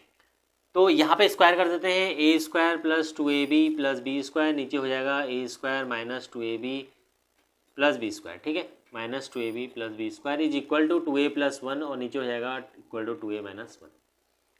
दोनों को क्रॉस मल्टीप्लाई कर लेते हैं, तो एक बार हम इसको मल्टीप्लाई करेंगे, एक बार इसको मल्टीप्लाई करेंगे। कभी भी ध्यान देना है जब भी आपके पास 3 टर्म हो और 2 टर्म हो तो पहले आपको हमेशा क्या करना है, 2 टर्म रखनी है आगे।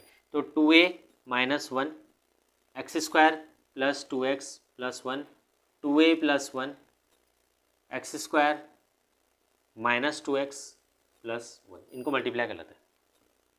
2a x square, 2a into x square, 2a x square, 2a into 2x तो 2 इंटू 2 4, 4ax प्लस 2a, फिर ये माइनस वन है तो माइनस वन से तो पूरा वैल्यू क्या हो जाएगी, माइनस में आ जाएगी, minus x square minus 2x minus one, ठीक है।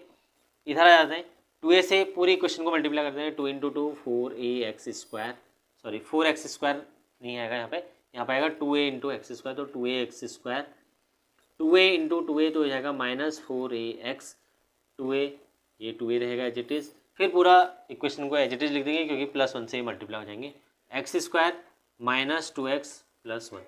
बड़ी लंबी इक्वेशन बन रही है बट बड़े आसान से इक्वेशन है। देखो यहाँ पे ध्यान देंगे तो 2ax स्क्वायर ये कैंसिल आउट हो जाएगा इससे, क्यों, क्योंकि ये इधर आएगा तो माइनस हो जाएगा, दोनों कैंसिल हो जाएंगे। तो जो सिमिलर टाइप ऑफ टर्म्स है वो सारे कैंसिल आउट हो जाएंगे।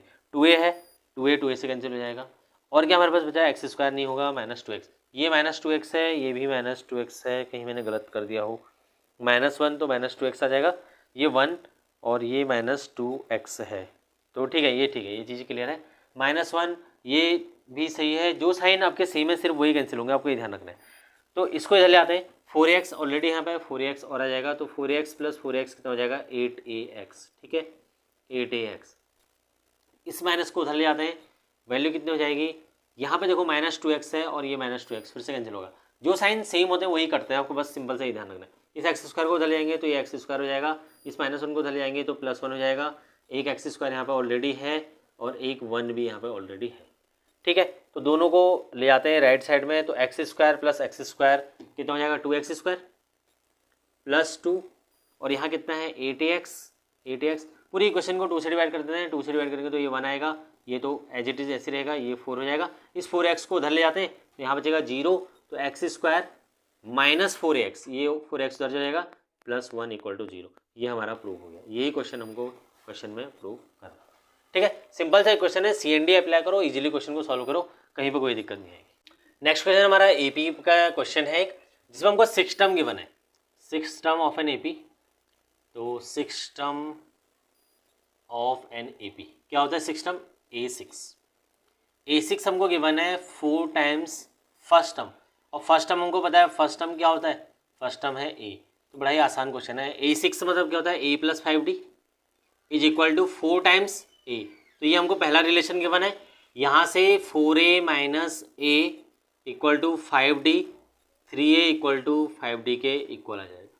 नाउ एक चीज़ और गिवन है हमको इस क्वेश्चन में, वो है S6 मतलब क्या होता है, sum of first 6 terms, sum of first 6 terms मतलब पहली 6 टर्म्स का सम। A1 A2 A3 A4 A5 A6 का जब ऐड करेंगे तब कितना आएगा, 75 के इक्वल आएगा। इसका मतलब होता है ये।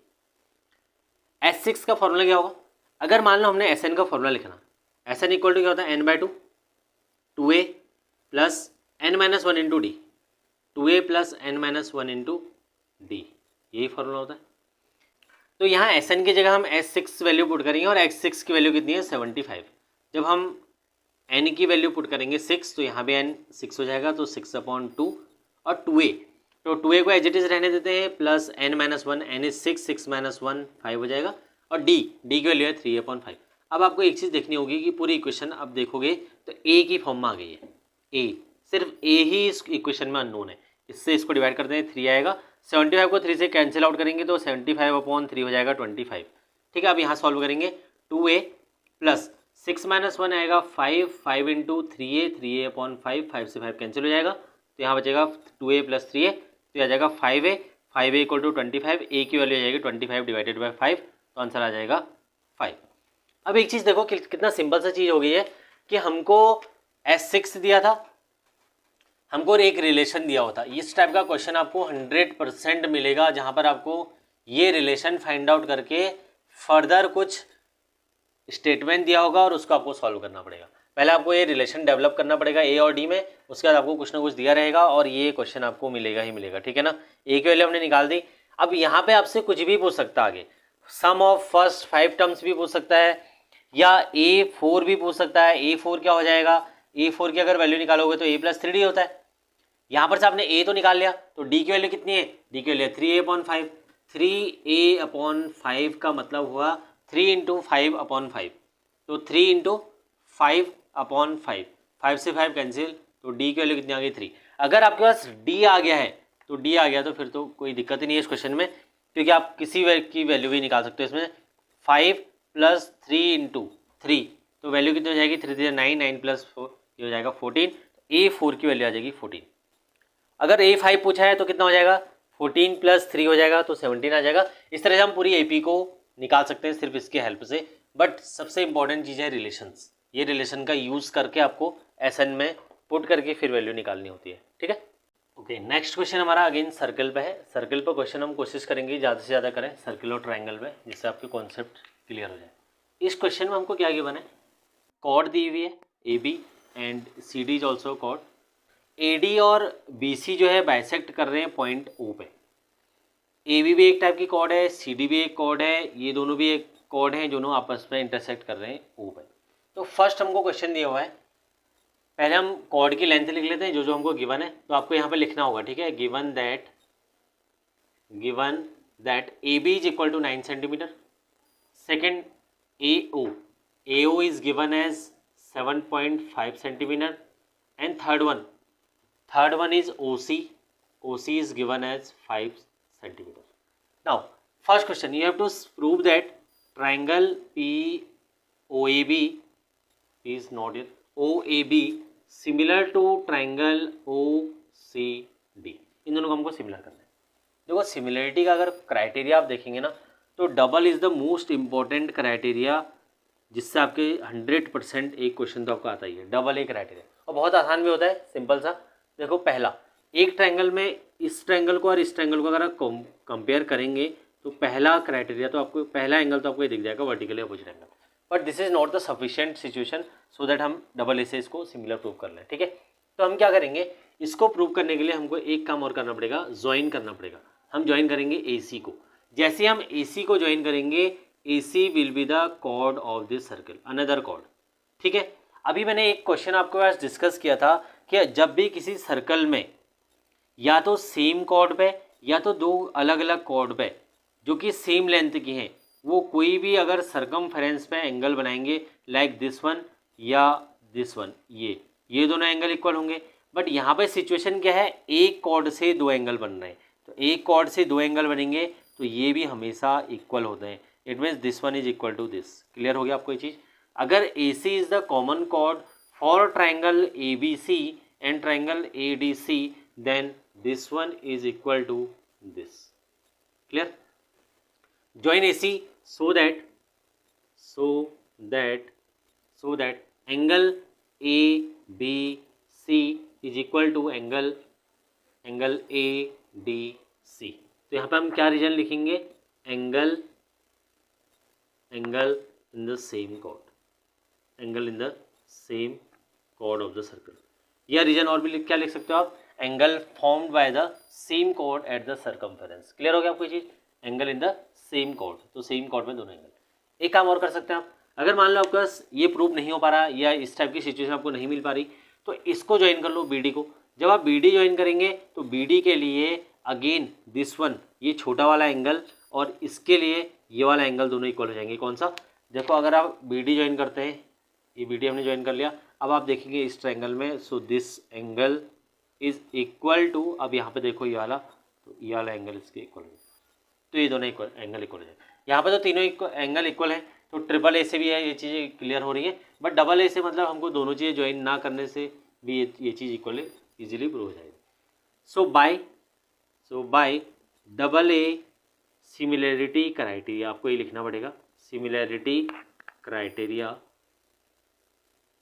Triangle OAB similar to triangle OCD। ठीक है, अब आते हैं सेकेंड पार्ट में।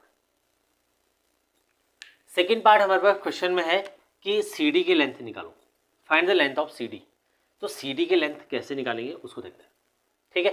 तो पहला हमने क्या देखा था, फर्स्ट हमारा एंगल ये था, सेकेंड एंगल हमारा ये था, जो भी हम लेते हैं, लेट अस सपोज हमने यही ले लिया सेकेंड एंगल क्योंकि हमने ज्वाइन किया था।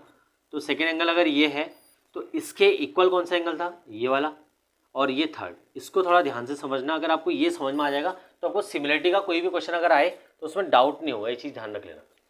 तो मैंने इस ट्रायंगल के 3 एंगल देखे हैं, कौन कौन सा, द फर्स्ट वन, सेकेंड और थर्ड। अगर यहाँ देखोगा फर्स्ट सेकेंड थर्ड, फर्स्ट के इक्वल होगा, सेकेंड के, और थर्ड के, ठीक है ना। कैसे आप रेशियो को इक्वल करेंगे, कैसे आप CD की लेंथ निकालनी है, हमको CD की लेंथ फाइंड आउट करनी है, ठीक है। सो अब दोनों सिमिलर हो गए। जब भी दो ट्रायंगल सिमिलर होते हैं तो उनके जो कॉरस्पॉन्डिंग साइड्स होते हैं, उनके रेशियो जो भी होते हैं वो इक्वल होते हैं हमेशा। अब इक्वल तो होते हैं बट कैसे होंगे उसको देखते हैं।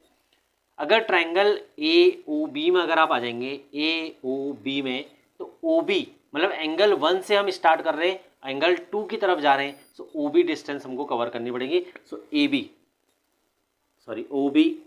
अब यही चीज़ आपको दूसरे ट्रायंगल में देखनी है, फर्स्ट से सेकंड जाने में आपको OD डिस्टेंस ट्रेवल करनी पड़ेगी। This is clear.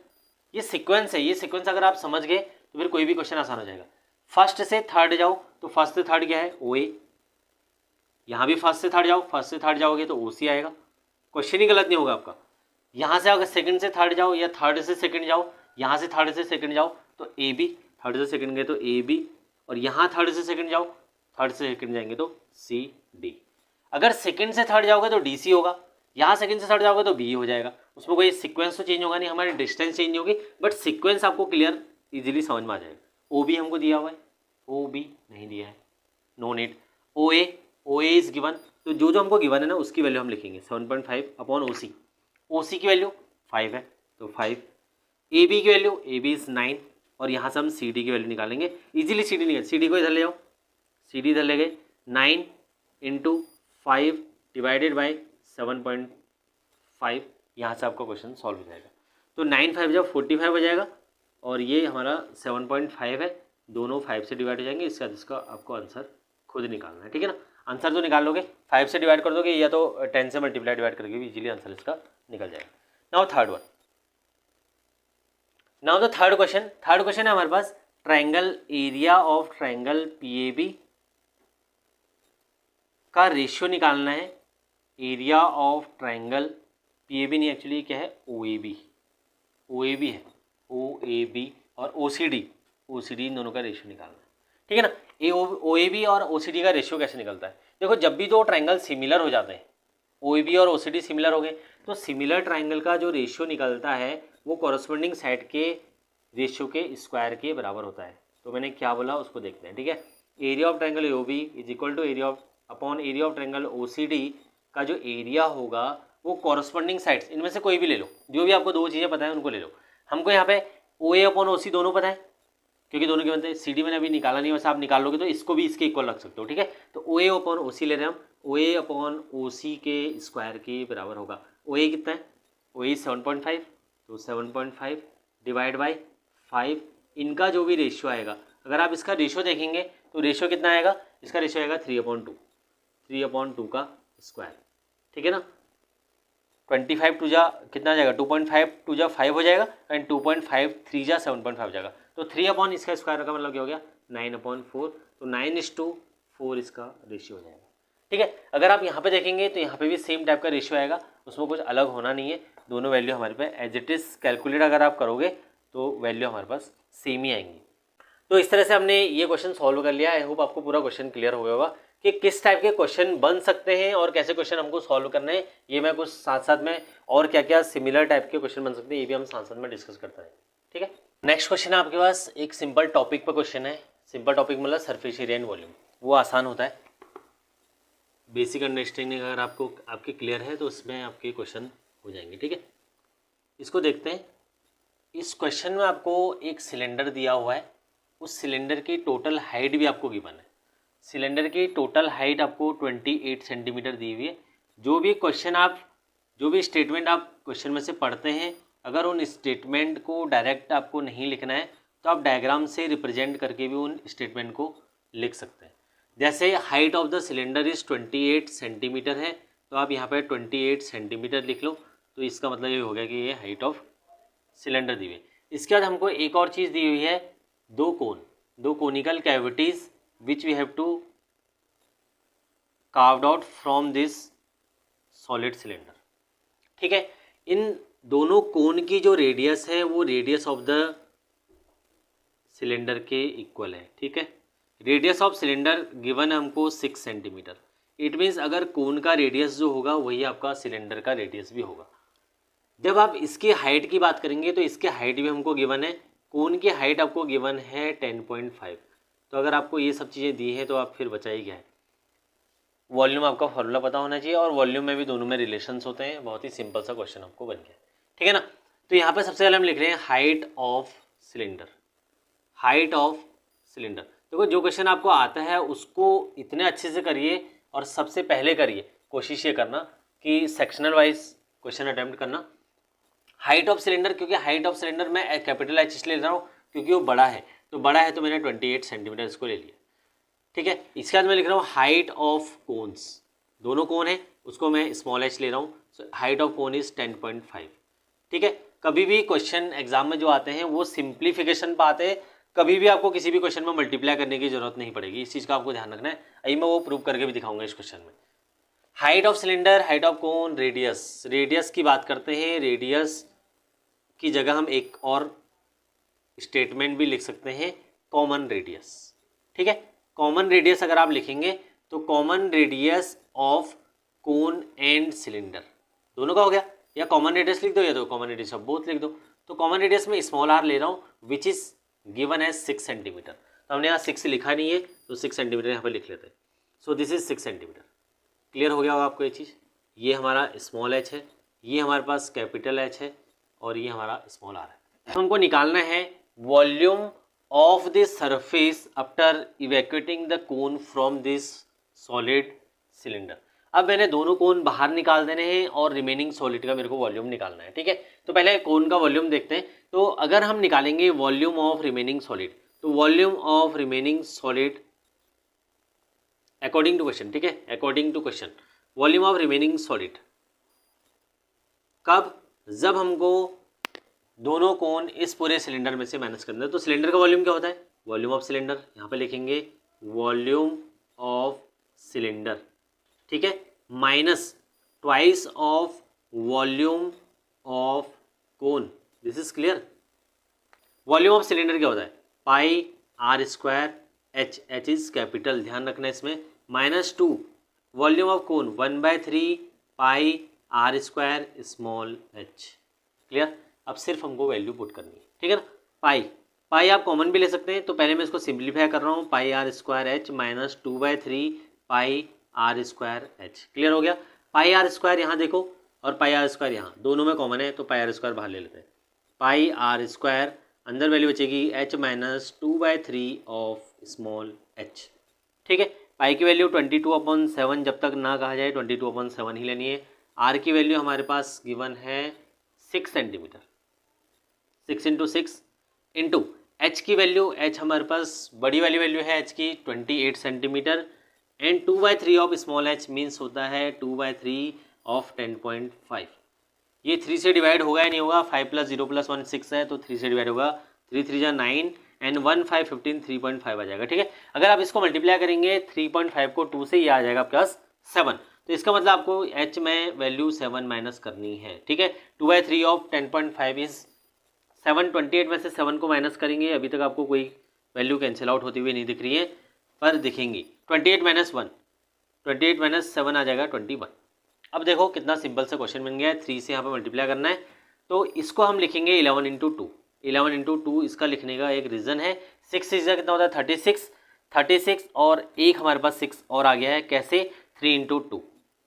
अगर आपको 6 × 6 × 6 पता है तो वो होता है 6 का क्यूब विच इज़ 216 और इसको हम करेंगे 11 से मल्टीप्लाई। 11 से मल्टीप्लाई करने का तरीका सीख लो, बहुत ही इंपॉर्टेंट होगा। 6 लास्ट नंबर को एजिटे लिखेंगे, 6 + 1 ऐड कर देंगे 7 आ जाएगा, फिर 1 + 2 ऐड करेंगे 3 आ जाएगा और लास्ट में 2 लिखेंगे, 2376 centimetre cube is the volume of solid after carved out the cone. Cone को निकालने के बाद जो हमारे पास वॉल्यूम ऑफ सिलेंडर बचेगा उसका आंसर ये है। नेक्स्ट एक क्वेश्चन हम बैंकिंग पे करेंगे। बैंकिंग के क्वेश्चन वैसे तो काफ़ी आसान होते हैं, बट जब हमारे पास नंबर ऑफ मंथ्स या मेजॉरिटी जो ड्यूरेशन होता है वो निकालने के लिए आता है तभी थोड़ा क्वेश्चन टफ बनता है। ठीक है ना, तो इसमें प्रिंसिपल वैल्यू है 750 रुपीज़, सेकेंड हमको आर की वैल्यू दे रखी है 6%, थर्ड हमारे पास जो मैच्योरिटी अमाउंट है या मैच्योरिटी वैल्यू है that is given as 19,125 rupees and we have to find out N which is number of month for which our investment is processed. तो इस क्वेश्चन में हमको पहले हमको लगाना पड़ेगा मैच्योरिटी वैल्यू का formula which is P × N प्लस P × N n + 1/2 × 12 और 24 भी लिख सकते हैं आप इसको, R/100 इसकी वैल्यू हो जाएगी। Maturity value is 19,125 P × N, P × N means 750 × N, N तो हमको निकालना है, P × N, P की वैल्यू 750 × N, N + 1। ये क्वेश्चन इंपॉर्टेंट क्यों होता है उसका एक रीज़न ये है क्योंकि यहाँ पर क्वाड्रेटिक इक्वेशन बनती है, बाकी किसी भी सिचुएशन में हमारे पास क्वाड्रेटिक इक्वेशन नहीं बनती है एक्सेप्ट दिस, जब हमको मंथ निकालना होता है ओनली तभी हमारे पास क्वाड्रेटिक इक्वेशन बनती है। यहाँ से आप देखोगे तो ये 0 से 0 कैंसिल हो जाएगा। ठीक है, 2 से अगर हम डिवाइड करना चाहें तो इजीली डिवाइड हो जाएंगे कुछ वैल्यू, पहले इसको कर लेते हैं 6 × 2 = 12। ठीक है, तो 2 से यहाँ से हम 75 को और 10 को डिवाइड करेंगे, 5 से 5 × 2 = 10 और यहाँ से 5 15 हो जाएगा 75। क्लियर इतना, 19,125 is equal to 750 N + 15 N² + N। Divided by 8। यहाँ पर हमको एलसीएम लेना ही पड़ेगा, तो एलसीएम लेने के लिए मैं डायरेक्ट यहाँ पे 8 से मल्टीप्लाई और 8 से डिवाइड कर देता हूँ। इससे आपका टाइम वेस्ट नहीं होगा जब भी आप डायरेक्ट यहाँ पर एलसीएम ले लेंगे तब, क्योंकि यहाँ आगे कैंसिल आउट होगा नहीं, तो दोनों वैल्यू से एक साथ आ जाएंगी। तो वैल्यू आएगी 15n² plus 15n plus 750 into 8, तो यह आ जाएगा 0, 8 5 जा 40, 8 7 जा 56 प्लस 4 60। ठीक है, डिवाइडेड बाई 8, और ये 8 डायरेक्ट यहाँ क्रॉस मल्टीप्लाई भी हो जाएगा। ठीक है, तो यहाँ पर अगर हम सॉल्व करेंगे तो ये आ जाएगा 15n² plus 6015n, and right side में इसको हम 8 से मल्टीप्लाई कर देंगे। तो 8 से अगर आप इसको मल्टीप्लाई करेंगे तो ये आएगा 19, 8 जा 152,000 प्लस 1000, तो ये आ जाएगा 153,000। इसके बाद हमको इस इक्वेशन को करना पड़ेगा सिंप्लीफाई। तो 15 से इसको डिवाइड कर देते हैं, 1 आ जाएगा। 15 से इसको भी करते हैं, 15 4 जा 60। यहाँ पर ध्यान रखना 0 आएगा और फिर 1 आएगा। कितने बच्चे क्या करते हैं, जैसे 6050 को डिवाइड करना होगा 15 से, तो 15 4 जा 60 लिखा और 15 1 जा 1, तो ये आंसर फिर आपका गलत हो जाएगा। इसीलिए मैंने क्वेश्चन भी लिया है, बहुत अच्छा क्वेश्चन है। तो 0 1 आएगा, ध्यान आपको रखना है। ठीक है, यहाँ से 15 को डिवाइड करेंगे, अगेन वैसी सिमिलर सिचुएशन यहाँ पे भी आ रही है। 15 1 जा 15, 0 2 यहाँ पे खत्म हो गया है, फिर 0 0 आएगा। ठीक है, ये चीज़ें आप कुछ सिंपल सी चीज़ें होती है, कभी कभी जल्दीबाजी में चीज़ें गलत हो जाती है। तो यहाँ से वैल्यू आएगी n² plus 401n minus 10,200 equal to 0। इसके बाद आपको देखो डायरेक्ट इसके फैक्टर तो आप कर नहीं पाओगे, फैक्टर नहीं कर पाओगे तो आपके पास एक और चीज़ें हैं, सीरीज एच का फॉर्मूला। सीरीज एच का फॉर्मूला क्या कहता है, n की वैल्यू निकालने के लिए -b plus minus b² minus 4ac upon 2a वाला आपको फॉर्मूला लगा लेना है। तो फॉर्मूला जब आप लगाएंगे तो यहाँ से आपकी n की वैल्यू 2 निकल के आएंगी। ठीक है, यहाँ पर से आपको a b c पता होना चाहिए। a की वैल्यू 1 है, b की वैल्यू 401 है, एंड c की वैल्यू माइनस में 10,200 रुपीज़ है। तो -401 प्लस माइनस b² इस 401 का स्क्वायर माइनस 4 इंटू a की value 1 into c which is minus में है, तो इसकी वैल्यू हम पूरी कैलकुलेट कर देंगे, डिवाइड कर देंगे 2 इंटू 1 से, यानी कि 2 से। वैल्यू कैलकुलेट कर लेते हैं, -401, वैसे इसके आगे आपको खुद कर लेना चाहिए, खुद ही कह देना चाहिए कि हम कर लेंगे। 401 का स्क्वायर हम निकालते हैं पहले।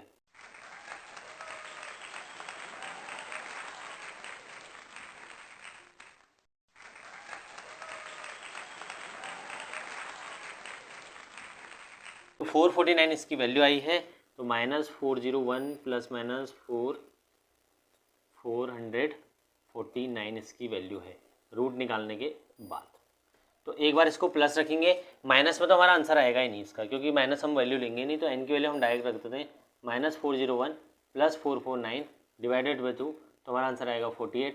48 को डिवाइड करेंगे 2 से, तो 24 मंथ्स हमारा आंसर इसका आ जाएगा। ठीक है, तो इस तरह से हमने ये क्वेश्चन सॉल्व कर लिया है। यही एक क्वेश्चन है जो आपके पास थोड़ा सा बैंकिंग का क्वेश्चन टफ होता है, बाकी क्वेश्चन बहुत ही आसान होंगे। ठीक है, और कुछ ऐसे टॉपिक मैंने नहीं डिस्कस किए हैं जिनके क्वेश्चन काफ़ी आसान आपको मिलेंगे, जैसे प्रोबेबिलिटी क्या है उसके क्वेश्चन अगर देखेंगे, अगर क्वेश्चन सेकंड वाला जो लेक्चर होगा अगर उसमें डिस्कस करने की कोशिश करेंगे। ओके, नेक्स्ट लास्ट क्वेश्चन इस पूरे वीडियो लेक्चर का, जो कि ट्रिग्नोमेट्री पे बेस्ड क्वेश्चन है। ट्रिग्नोमेट्री का आपके 1 से 2 क्वेश्चन आपको जरूर मिलेंगे, सर्कल के क्वेश्चन मिलेंगे, ट्राइंगल के क्वेश्चन मिलेंगे आपको। ठीक है ना, 1 - tan थीटा। अभी मैंने आपको एक पहले जो क्वेश्चन कराया था उसमें हमने देखा था कि हमको साइन और कॉस में कुछ आंसर लाना था। यहाँ 10 में ही आंसर लाना है। सिंपल सा इक्वेशन है, पहले हम इसको LHS में सॉल्व करेंगे। LHS ही सॉल्व क्यों करते हैं, इसका एक रीज़न होता है, क्योंकि LHS में हमको ज़्यादा इन्फॉर्मेशन जनरली गिवन होती है। सो 1 - tan थीटा को एज इट इज़ रहने देते हैं, और 1 - cot को 1 - 1/cot लिख लेते हैं। तो 1 - cot की वैल्यू क्या आ जाती है, 1/10 हो जाती है।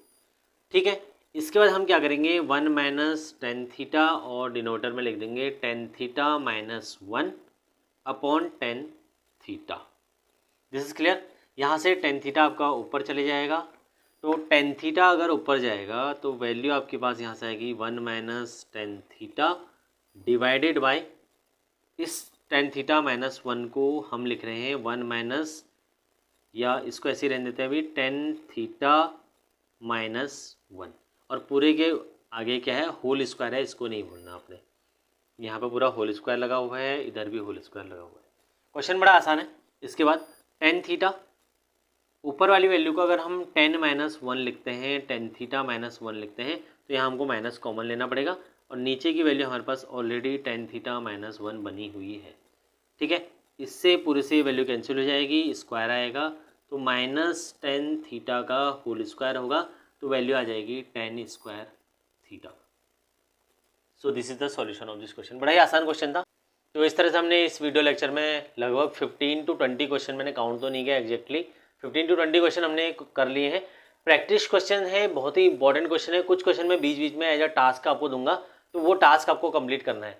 सिमिलर टाइप के क्वेश्चन होंगे, आपको सॉल्व करना है। अगर आप सॉल्व कर लेंगे तो आपको अच्छे से सारे क्वेश्चन आ जाएंगे। ओजी पे जो भी आपके डाउट्स हैं उसके लिए मैं वीडियो लेक्चर इसके बाद अपलोड करूँगा। सारे डाउट्स आपके क्लियर हो जाएंगे। कैसे हमको, मैंने 4 टॉपिक आपको बताए थे, उसमें क्वार्टाइल्स का क्लासिफिकेशन होता है, मोड निकालना है, मीडियन निकालना है, एंड एक CF का कर्व होता है। वही 4 क्वेश्चन है और जनरली मीडियन हमारे पास क्वेश्चन निकालने के लिए आता है। तो बड़ा ही आसान होता है मीडियन निकालना, बट उसके लिए आपको स्केल प्रॉपर यूज़ करना होता है। स्केलिंग का मतलब होता है डिवीजन, कैसे आपका स्केल अप एंड डाउन जा रहा है, वो सबसे इंपॉर्टेंट है उसमें। वो चीज़ें आपको समझ में आ जाएंगी तो ओजीव या हिस्टोग्राम काफ़ी आसान टॉपिक आपके लिए हो जाएगा। अगर आपको रियली ये टॉपिक के जो भी मैंने क्वेश्चन डिस्कस किए, अगर आप सॉल्यूशन समझ में आया हो, अच्छा लगा हो, तभी आप अपने फ्रेंड के साथ शेयर करिए, अदरवाइज नॉट। मैं नहीं चाहता कि लास्ट टाइम पे या लास्ट मोमेंट में किसी का टाइम वेस्ट हो। तो इस चीज़ का ध्यान रखना और पढ़ाई करना अच्छे से। तो मिलते हैं नेक्स्ट वीडियो लेक्चर में, तब तक के लिए गुड बाय, टेक केयर, खुश रहो, सीखते रहो, जय